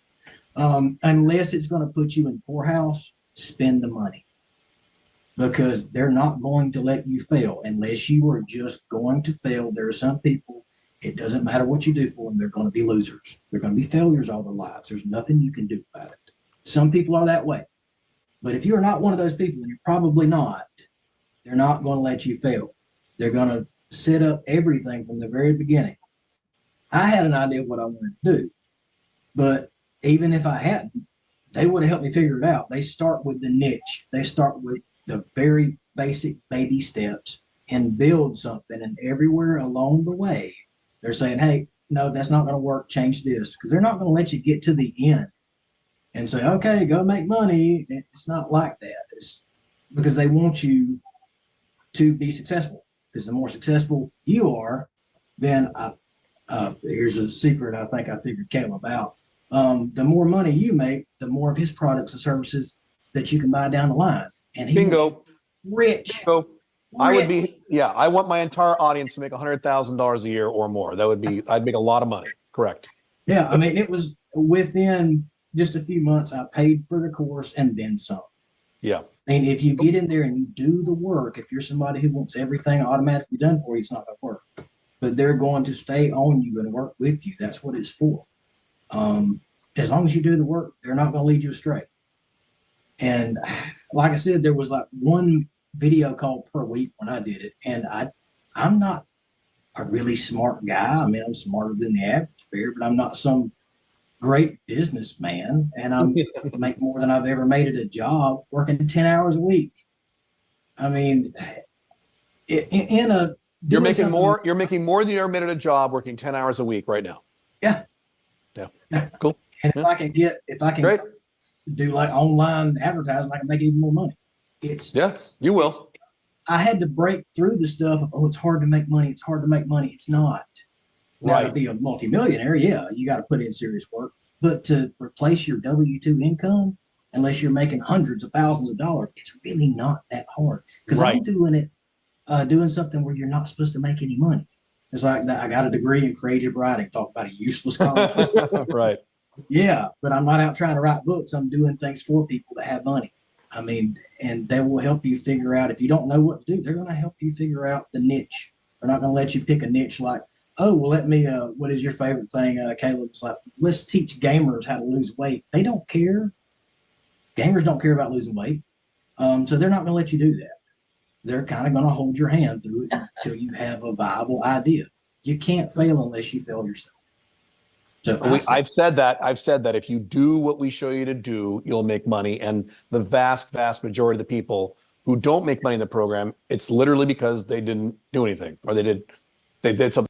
That's a fact. The vast majority of people who don't make money don't do anything or do something for a while, and then they bail out, and that's just a fact. But Jordan is what makes me such a proud business auntie, and there are dozens of other examples, but we're still in touch. I'm still celebrating his wins, and I'm excited to see this video because I haven't talked to him as recently as you have, Caleb. Oh, cool. That's cool. What was I going to say about that? These are all examples of normal people making this work. He's right. This is not hard. You think it's hard. It's not. Morons make money doing this. A lot of them. And Billie and I met lots of morons who own profitable businesses. It's not hard. Here's the thing, though, Caleb. That's why we added mindset. So we have Christy Lake, who teaches mindset in the Business Builder twice every month, and she's available on the message boards. Because Jordan's right. Everyone has to overcome some of those mindset issues and self-imposed limitations or self-limiting beliefs or other people's limiting beliefs. And we all have to deal with that, Caleb and myself included, sometimes imposter syndrome, whatever it is. So that's something we've added to the course because Jordan's right. I think he would have benefited from having that earlier. Fortunately, he got that through the coaching staff without a dedicated session. But those are some of the improvements that we've made to make it that much easier. Yeah, and to reiterate what she's saying, Jordan is a result of Business Builder 2 years ago when we have totally improved the pro. I mean, you can't imagine how many improvements we've made to Business Builder from 2 years ago because we iterate every time this happens. And it's cheaper, and we added more sessions. We have mindset. You almost can't even compare. Business Builder was good 2 years ago. Look what Jordan did with it. And now it's 10 times better. Yeah. When they stopped. You actually did it. And so here you are. Cool. Yeah. This has been great, man. I appreciate you doing this. It's great. No problem. I mean, I'll sing y'all's praises forever and ever because you helped me. Cool. I mean, and further things, I don't mind spending money on down the line on more of your products and services because you proved to me.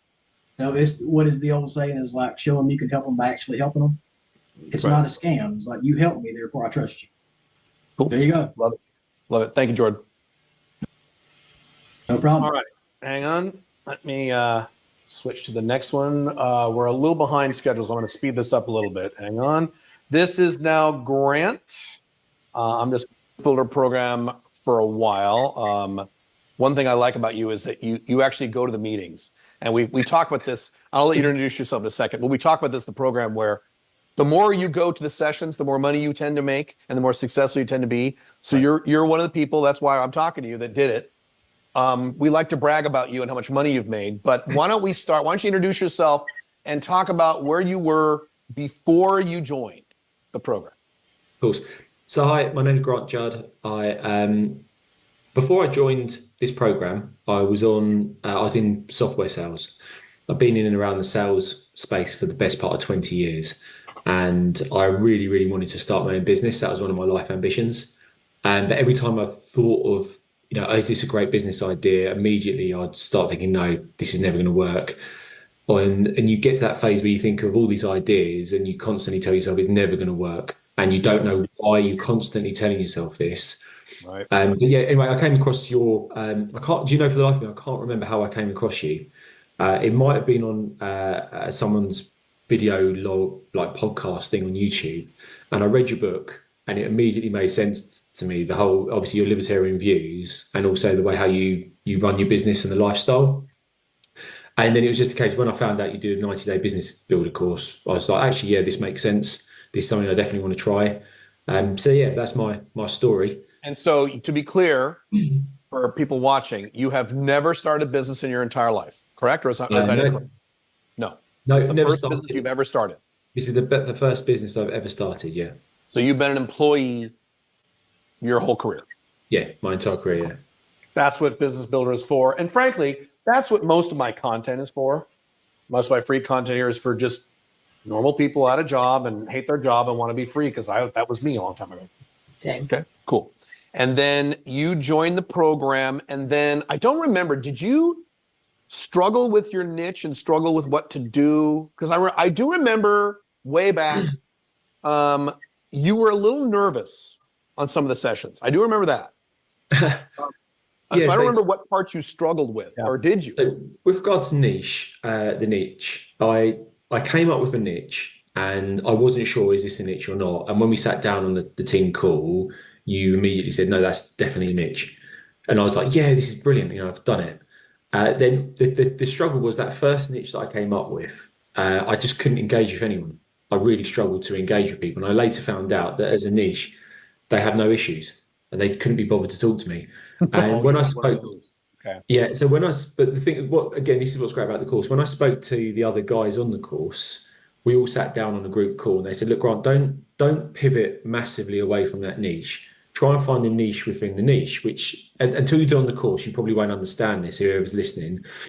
But immediately I found a better niche. And within a week, I'd had 14 conversations with business owners, immediately found consensus. And then that's when it started to take off for me. And describe the niche in simplistic terms, the one you're working with. Yeah, so the niche itself, I'm focusing on domiciliary care companies in the UK that provide really end-of-life healthcare to people in their homes. Okay, so to be clear, this is how narrow it is. End-of-life elder care facilities in the UK. Nice and narrow. He could even narrow it more, but that's pretty good. But that is even narrower. So it's not a standard facility. These are the people who provide the service in home. So you don't have to leave your... Thank you. In home. It's not a facility. Thank you. It's in-home services. Yes. Thank you. That went past me. So not elder care, end-of-life elder care in-home in the UK. You see how narrow that is? This is why he made so much... You'll see how much money he made in a minute. This is why he made money, because he was narrow. And we love healthcare as a niche. Healthcare is probably the first or second best. It's not a niche, it's an industry. Mm-hmm. Niches in healthcare are awesome because that's a huge growth industry for at least the next 25 years as a population. There's something important to think about here is that we were looking at facilities first. Facilities have lousy margins. They have high turnover and decisions are not made by individuals, right? It has to usually go through a board. Right. They're supervised by medical facilities. There's a lot of politics involved in that. So Grant's pivot was to something, these companies that provide in-home care are usually not affiliated with the major health providers, right? These are small businesses. They don't need to go through 20 people in a board meeting to make a decision. They're able to make those buying decisions. So you can see, this is why we call it a pivot, right? So it's a planned small move or a planned larger move. It's not a veer. So he's not just suddenly going a different direction. All he's doing is pivoting a little bit and planning for the next step. So Jordan pivoted his offering to add a second offering, Grant pivoted his niche, and sometimes that's necessary. And you'll find out what happens. It's good. That's the niche. That's it. And we talk a lot in the program about we like healthcare in terms of an industry because healthcare is going to be an explosive growth industry in the next 25 years, especially any healthcare related to people getting older. And that's exactly what you did. So great. No wonder you're making money. This is great. I Okay. listen to your advice. Yeah. So then you went into that niche. I remember helping you. You worked a lot with Jeff, and I remember, and I remember. Well, I might be getting ahead of myself because you wrote up a few proposals. I remember that part. Yeah. And You're they were smiling. all, What? So they talk were about all that. absolute When rubbish. you first started approaching people for business. So did you get your first few clients from people, those 14 people you talked to during the research, or were those new people you talked to? These are completely new people. Completely new people. Okay. So what I did, I engaged with business owners, and I found that the majority of the niche had this massive challenge about generating revenue. They were really struggling. But they realistically, they weren't on kind of death's door. They were struggling, but they were struggling, but they were still surviving. Yeah. Okay. But what I quickly found out was a lot of the niche that I'm focused on, domiciliary care companies, they genuinely really struggle to generate revenue, especially in the private care sector. So the bulk of their revenue comes from local authorities. If you're in the UK, you're probably going to find out soon that local authorities are about to go bust. And the winning private care is critical, and they just don't know how to do it. So immediately I found a really, really strong problem within a niche, and that kind of coincided with my background, which has been sales and marketing for the best part of 20 years. So immediately I was up and running. So I came up with a few solutions, and they were all absolute rubbish. But this is another benefit of the course. You get expertise telling you, Grant, this isn't going to work. This is why it's rubbish. And you go back to the drawing board, but you also get a lot of help and guidance.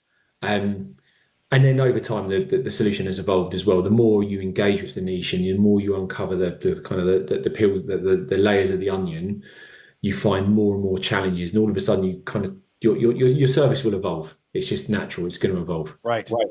And that's typical. People who make money in the program is they start here, but they start making money. It's a slightly different place, which is exactly what you went through. That's perfect. Yeah. Right.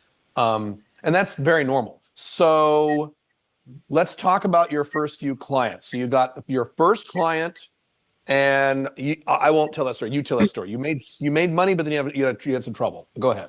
Yeah, the first client, right. So that was, if you think of the timeline. So I started the course in January, and then it was like 3 months. That would have been April, May, June. I had to take about a month out of the program because we had a family loss, and we also had holidays booked as well. And again, so like George and a bunch of other people, he had a problem in the middle of the 9 days.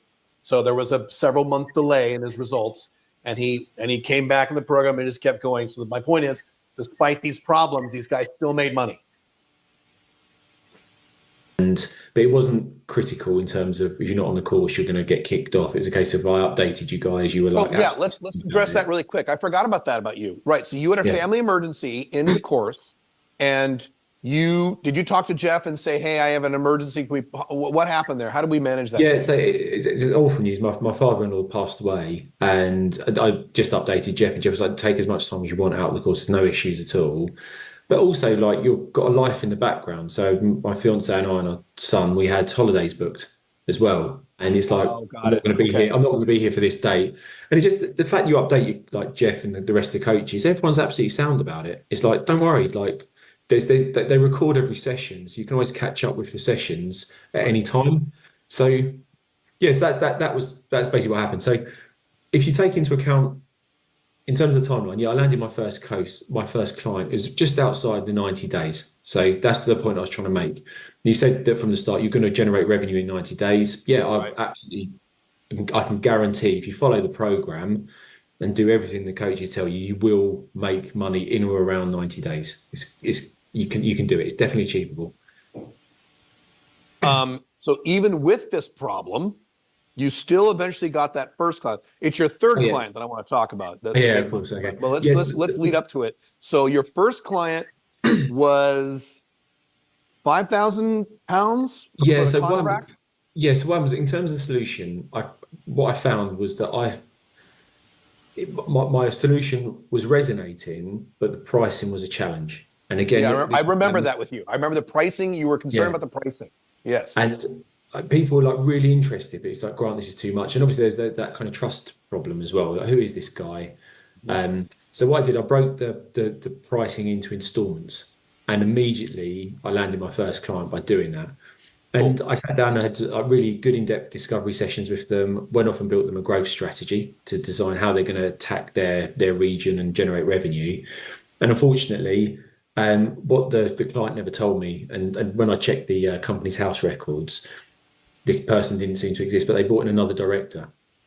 And when I was doing the feedback session with the growth strategy and telling them what to do, the client who hired me was like, yeah, this is great. This is what we need to do. He was kiboshing. He was 50 minutes late to an hour-long call, and then he kiboshed everything I said. Yeah. And I tried to re-engage with them and get the next phases. And yeah, you take it personally, but then obviously when I spoke to the coaches, they go, Grant, don't take that personally at all. You just dealt with the wrong client. Right. There's nothing with you. And so then I changed the solution ever so slightly the next time, and I went in more for a coaching type of session to help dom care, to see if this would work. Dom care companies who are still trying to find their first clients, and that resonated really well. But the problem I was finding was that if you've got 20 years sales and marketing experience, trying to get like pass that knowledge on to people who are, say, like ex-nurses or ex-carers themselves is actually really, really, really challenging. So I tried it with one client, and felt like I was pulling my teeth out half the time. Is that just painful? And I think she's gone off, and the confidence that she had when I first met her, she was null and void. Within 3 sessions, she's up and running, and yeah, she's doing stuff.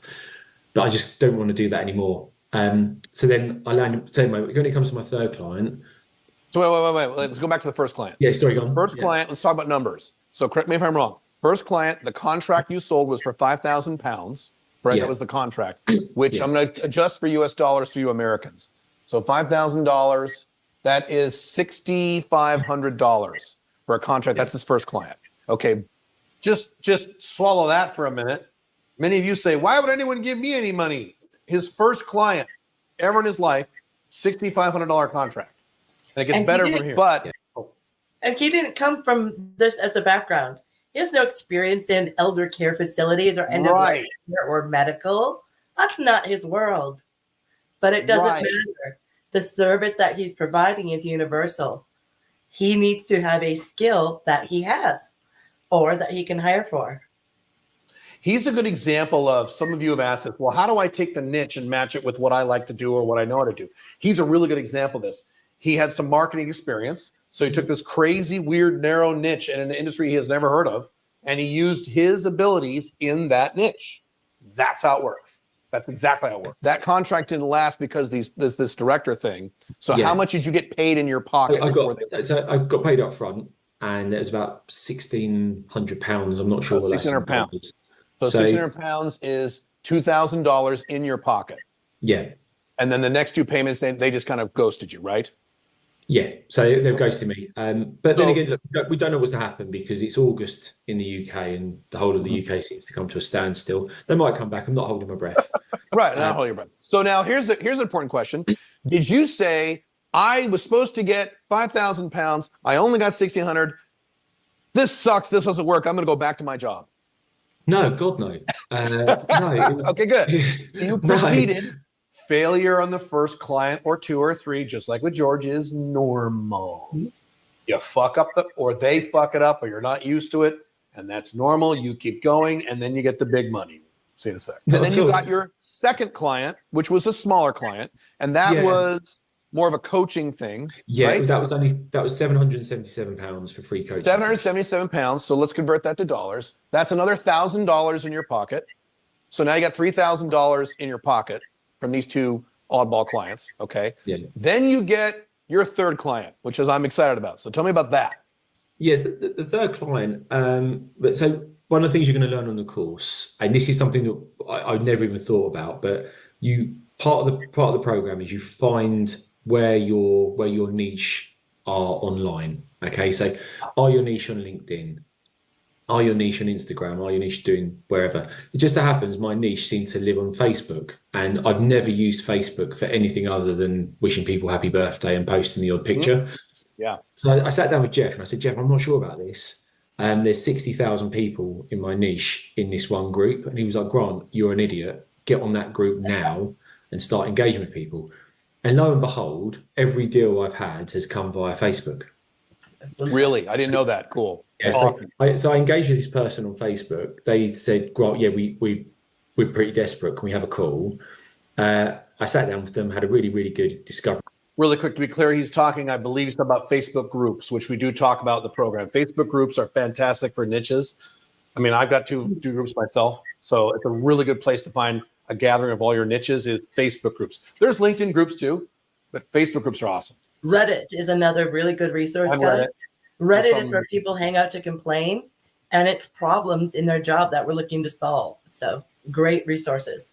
Yeah, and I didn't know that about Grant. All this business he got from Facebook groups. And again, he's no marketing spent. Session, pitched them, and then 48 hours later, they paid me the first installment for the program. Well, I didn't know this. Within 48 hours of the first call, they paid you the first installment. Yeah. And that was how much? How many pounds? That was the total contract value is £30,000. £30,000. Which in dollars, I'm not sure. In dollars, that is that's $40,000. $39,000. His third client. And within just a few, if you don't count the part of the program where you were not in the program temporarily because your problems, your holidays, your third client is it's $39,000 US, and you don't get all at once. It's an installment thing. So your first installment was how much? Is it monthly installments? Yeah, it's £2,500. 6,500 or no, 2,500. It's 2,500. So that is $3,300, and is that monthly?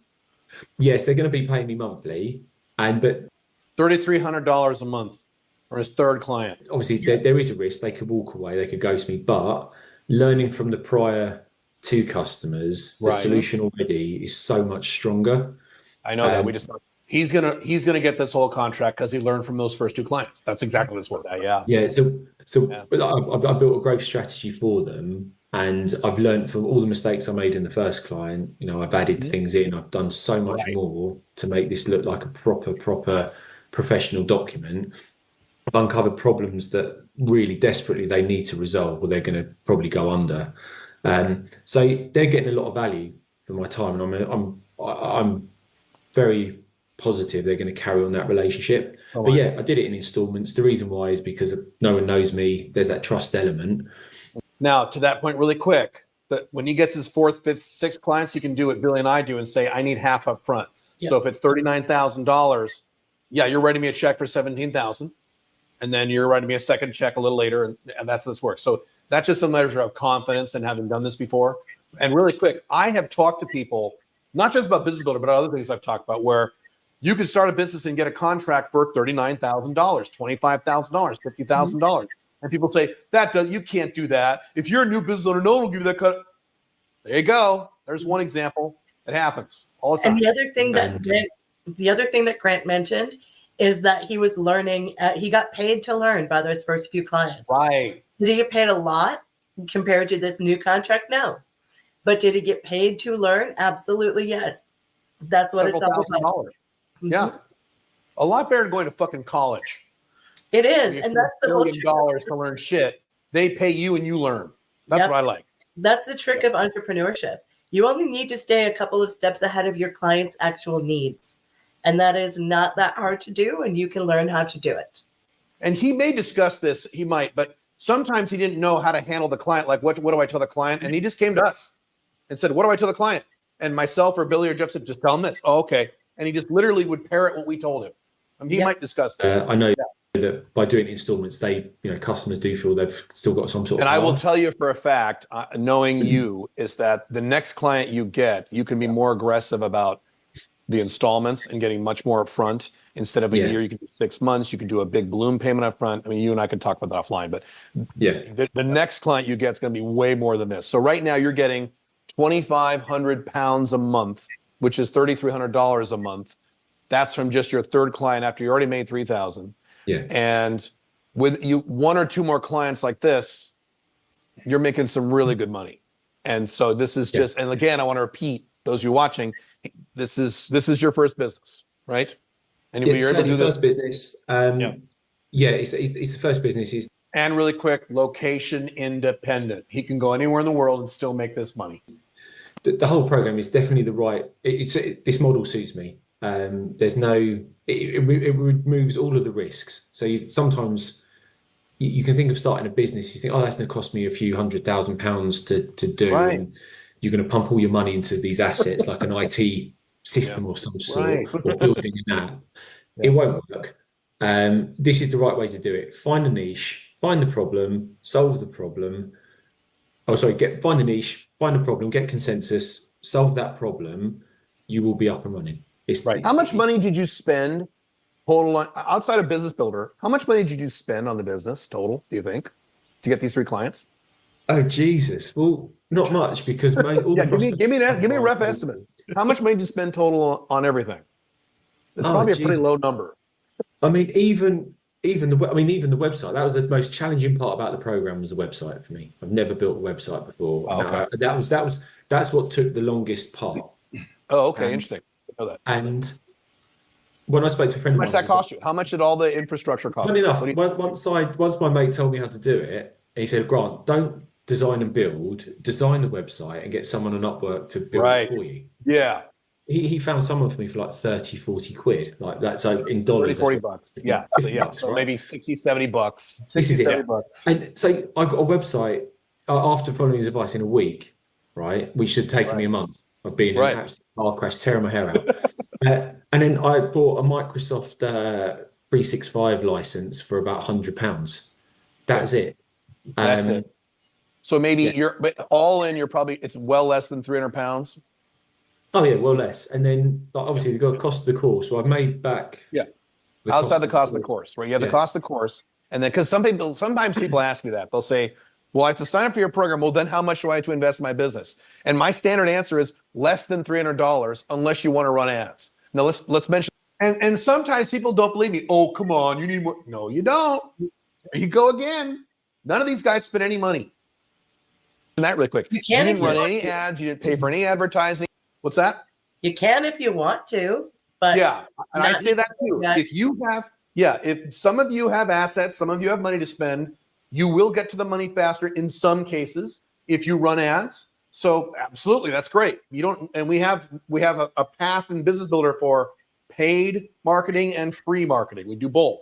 And so if you want to do paid, you can do that too. But you don't need to. None of these guys did, and some guys do. But it's optional. You don't need to spend a damn thing. You need to do any of that stuff, correct? Or am I wrong? No, I haven't done any advertising at all. That's not part of the. It will probably come in time when I've got the money in the business to do that. But at the moment, it's just simple bootstrapping the business, engaging with people. Fortunately, I found you're going to find, if people are listening in, you are going to find places where your niche are, and it makes it a lot more easy to engage directly. Now, obviously, depending on the niche you're going after, it might be pretty painful. Like sometimes for me, I get people reach out to me, book meetings, and don't show. That's painful. Yeah. But if you've found a more professional niche, people aren't going to behave like that. So you don't need to do like loads and loads of advertising. There's no need for it. This is great. Very happy about this. Final thoughts on the program. What are your thoughts about the program? What would you say to others?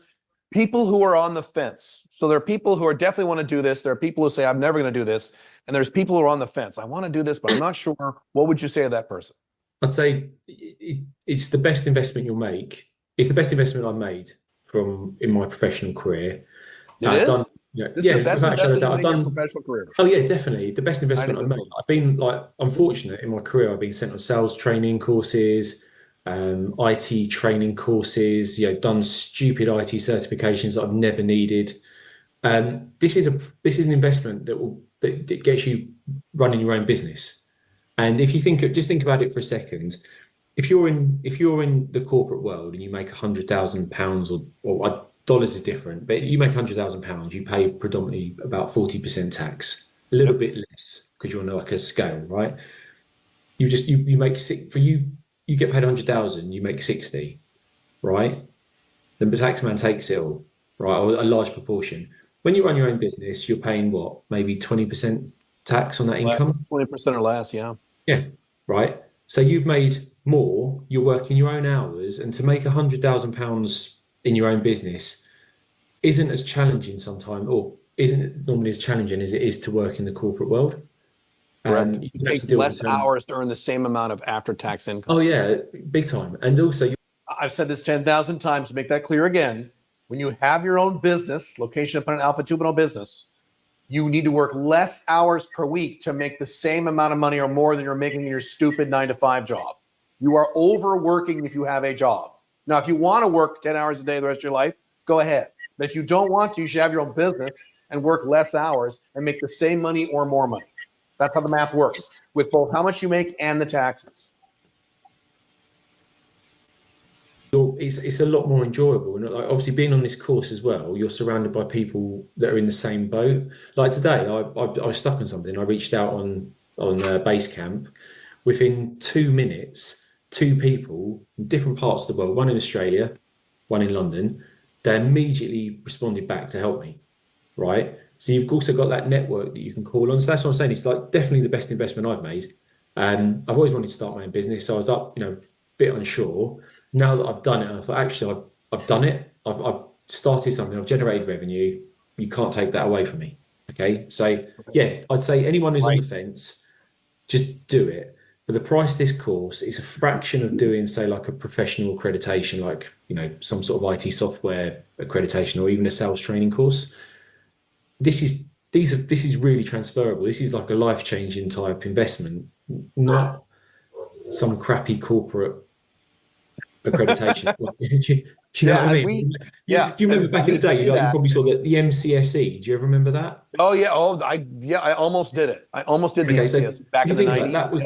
That was for Microsoft technology, which isn't very good. And that was $8,000-9,000 in 1990s dollars. That was a lot of money. But then it goes out of date every couple of years. Right. So yeah, it's a no-brainer. Like for me. Yeah, Billie in the program has talked a lot about how this is a one-time thing, one-time set of skills you master, and for the rest of your life, you're going to be making money. You'll make more money through your clients you get in your business. Then you can start your second business and do it again and do it again and do it again. You'll need to learn this stuff once. Cool. Yeah, I can agree with that 100%. Great. Well, thank you very much. This has been great. God, there's so much I could say, and we're getting quick on time. Bill, you want to talk? So I want to. I think the most important thing there are 2 important things that Grant brought up. Number 1 is the business builder. The business that you build in the business builder is just a byproduct. Honestly, what you're learning is how to go through the process from ideation to getting those first clients. That you're learning the process that you can replicate for any business for the rest of your life, exactly as Caleb said. The other thing that's so amazing is that community that Grant talked about. In how many situations do we have in life where we get a response from anyone in 24 hours in a professional setting, much less having all these other participants jump in eagerly to help you. And that's really the vibe that we have going on. And we have coaches that are in Basecamp we have 24/7 coverage, excuse me, from the coaches. So you have 24/7 coverage from the coaches, and you have the other community members. And I have never said this publicly. I always say this to business builder people. I've never said this publicly, but this is the truth. And I don't like this, but it's true. When you join a program like this, any program that is similar to this, no program is like Business Builder because we're niched. But a program similar to this, up to 60% of the value you get from a program like this are things you're going to learn from the other people in the program. Mm-hmm. Up to 60%, because you have access to, we've got about 100 people active in the program right now. These are all people with different levels of these are all people with different levels of experience, and they will help you in addition to us. We'll help you, and I would love to say it's all us, but it's not. It's the other people you get access to in the program, because we have, I could go on and on, but it's not just us. It's also the community, which is as important, if not even, maybe even more important long-term. So you have that too.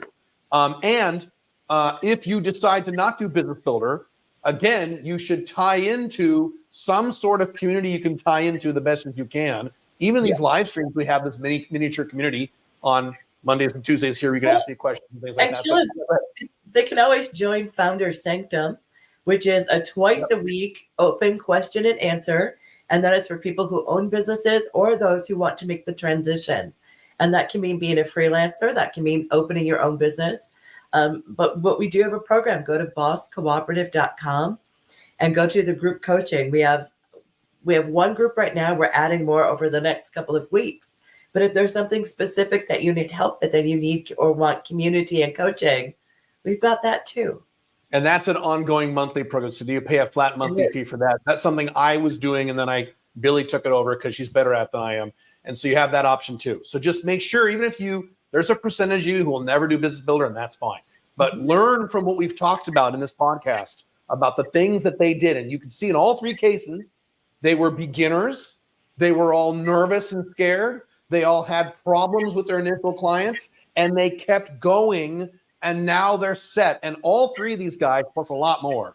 And I said it to George, they're in the phase now where their income is going to fucking take off now. After that first 1 to 3 clients, which is kind of the funky, weird phase, where you're like, oh, wow, I can make money now.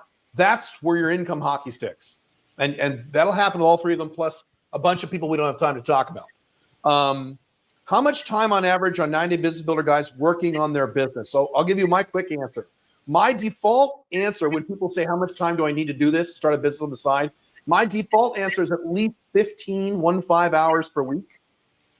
You could do it on a little less. You just heard Jordan, he works 10 hours a week. 10 hours a week, and he's making more than he ever made at a job. Billie, what's your answer to that question? You might know more about that. My answer is around 10 or 15 hours a week. There are different points in this program where each person at some point in the 3 phases, each one of us has a little harder time than at other phases. So for many people, it's niche, takes a little bit longer, totally fine. But Grant had trouble with his website. You heard Grant say that he had trouble with his website. Billie's right. Every person has trouble with one of the segments. It might be marketing. It might be the logistics. It might be the niche. There'll be one area and when you start your own business, there'll be one area, and I was like this too, where you're kind of going to fuck it up a little bit and there'll be some delays. That's okay. You push forward. I'm sorry, go ahead.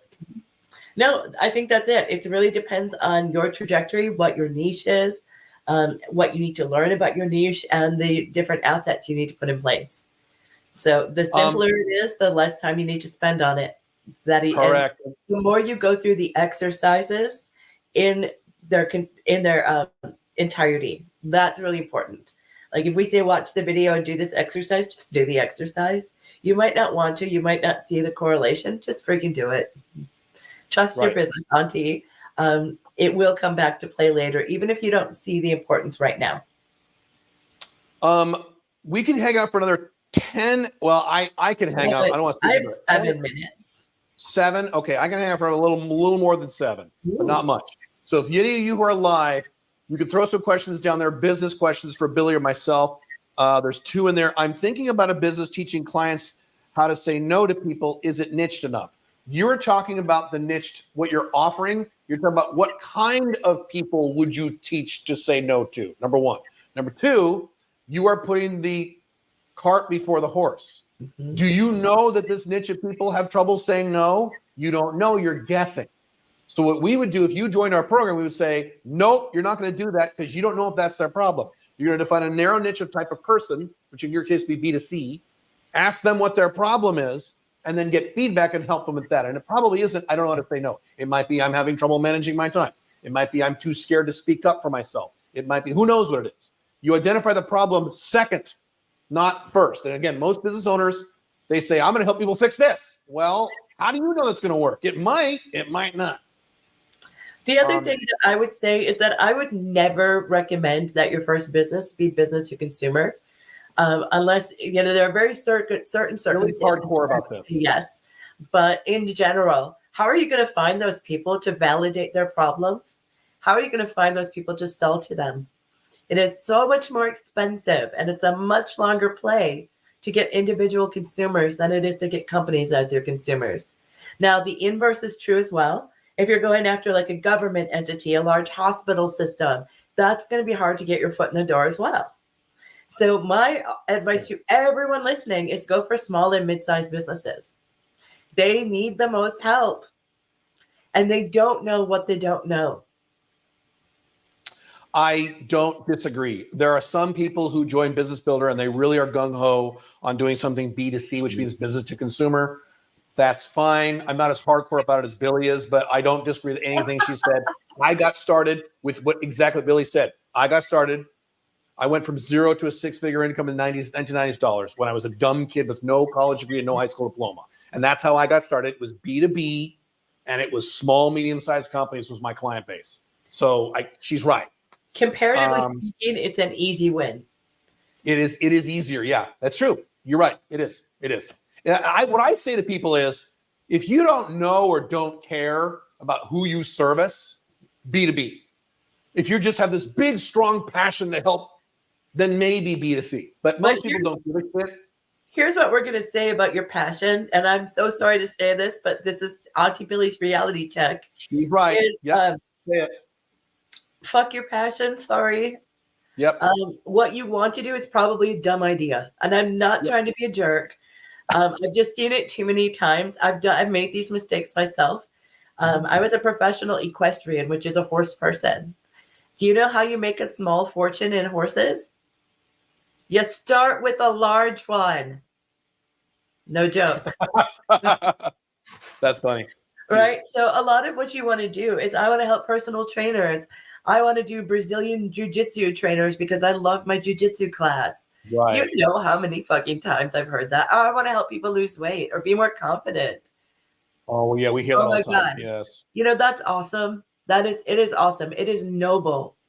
And I'm not making fun of that. But if you're here to learn how to start a business, your first business monetizes your passion business because your passion business is not as likely to get off the ground quickly or to make as much money. So acknowledge that and say, this first business that is maybe going to be business to business, which isn't what I anticipated, is the thing that allows you to do your pet projects or your charity projects. But you first have to be making that income. And why do it the hard way and do it in reverse?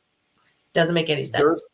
There's a reason, I've said this many times publicly, there's a reason why my primary income stream is not writing fantasy fiction, which is what I would do if it was all about my passion. Now, there's a lot of passion I have in Alpha Male 2.0. There's a lot of passion I have in Unchained. That's also true. But I got even more passion for writing fantasy fiction, but that doesn't make money. So I don't do it as an income source. I do it as a hobby. I've written 3 novels you're never going to read.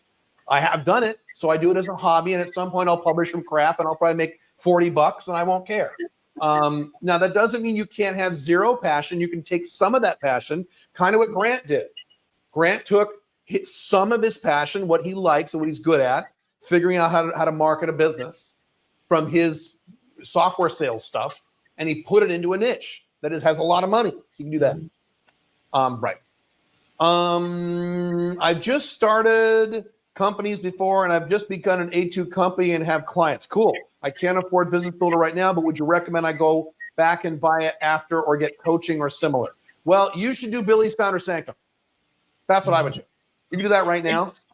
And it's really inexpensive. It's less than $150 a month for 8 live coaching sessions. So it is very affordable because it's made for people like you who are in this position, don't quite know what you need. It's a great resource. Great. That's what I would recommend. You could also do coaching with both Billie and myself. Billie's pretty expensive. I'm very expensive, so you could do that or do it later. You got several options. Business Builder is not really meant for people who already have an active business with a number of clients. If you're like Jordan, you got 1 or 2 and you don't know what you're doing, then Business Builder might be okay. But it's Business Builder is for beginners. So coaching or Founder Sanctum. Oh, so here's an interesting question.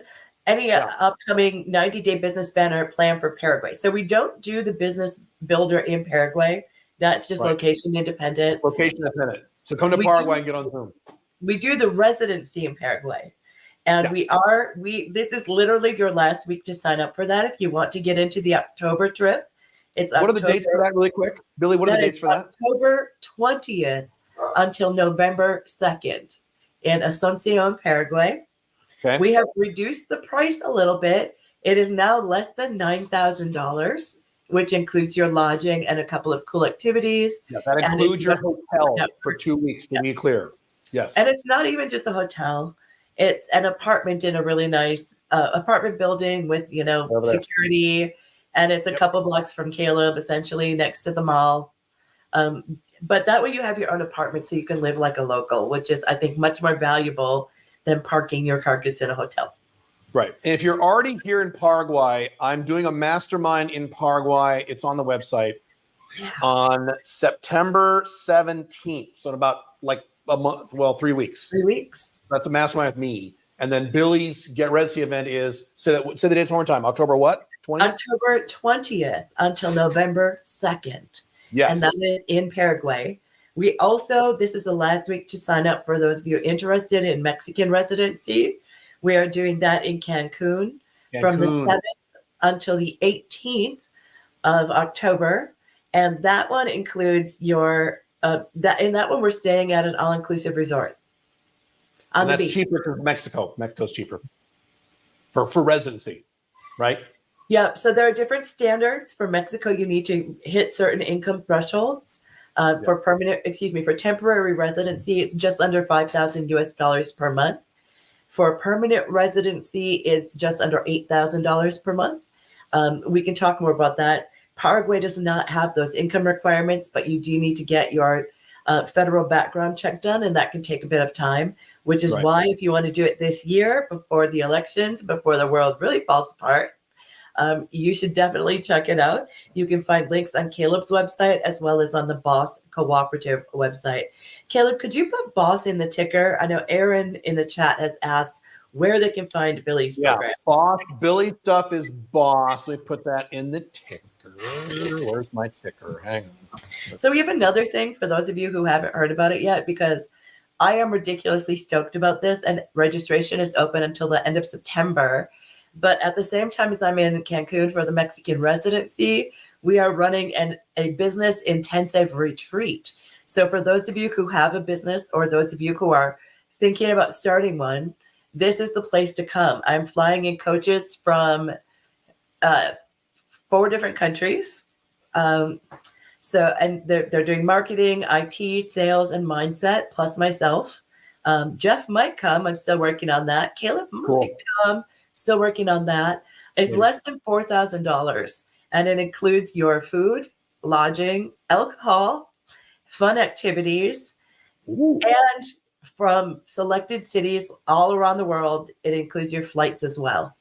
So it's from most major cities. Less than $4,000, but includes your flights and your hotel and your food and your alcohol and coaching. Like 6 hours of coaching every day. Working. See, that makes the coaching free. That makes the coaching free. Yeah. The coaching, the stuff you go learn, the reason you're going is basically free. It honestly. Exactly. I've been to Cancun. We're never going to do it this cheap again. But as a business auntie, I've wanted to do this for freaking ever. And it's a really good way for me to get my friends who are the coaches, as well as our participants together to have a really good time and to learn outside of a classroom. Because those of you who know me know how much I freaking hate sitting in a classroom or a lecture hall to learn. It's just not, it's not. What are the dates for that again? What are the dates of the Cancun? Cancun Learning Intensive is the 6th until the 12th of October. Includes flights, includes your food, includes your coaching, and a couple offsite activities, including snorkeling and the Explore Fuego Adventure Park for less than $4,000 US, and it's tax deductible. bosscooperative.com. If you're watching the video, it's in the ticker. Just Boss Cooperative. That's how you spell Cooperative. That's all of Billy's events too. There's also Billy's events are also at my page. We duplicate each other's events. So that's at calebjones.com/events. And then we have a whole big plan for next year, which Billy is working on now because she has my schedule now for Paraguay and the US and a bunch of other shit. But more news on that coming. And we're working on something for Australia and for probably I the didn't UK as well. So yeah. UK definitely. UK, I'll do that. Yeah. If you guys want to see myself, Caleb, or any of the other coaches in your city, send us a message. Again, you can send it to Caleb, to myself, submit it in our websites, submit it in the chat, submit it where you're watching this video. Let us know where you'd like us to come, and we'll definitely consider putting an event together in your location. Do you need to go, or are you good? I need to jump off now, guys. Thanks for dealing with the spotty internet. And thanks. I'll see you guys next week. I'll be hanging out with Caleb again. So I'll see you then. Thank you, guys. Thank you, sweetie. All right, bye.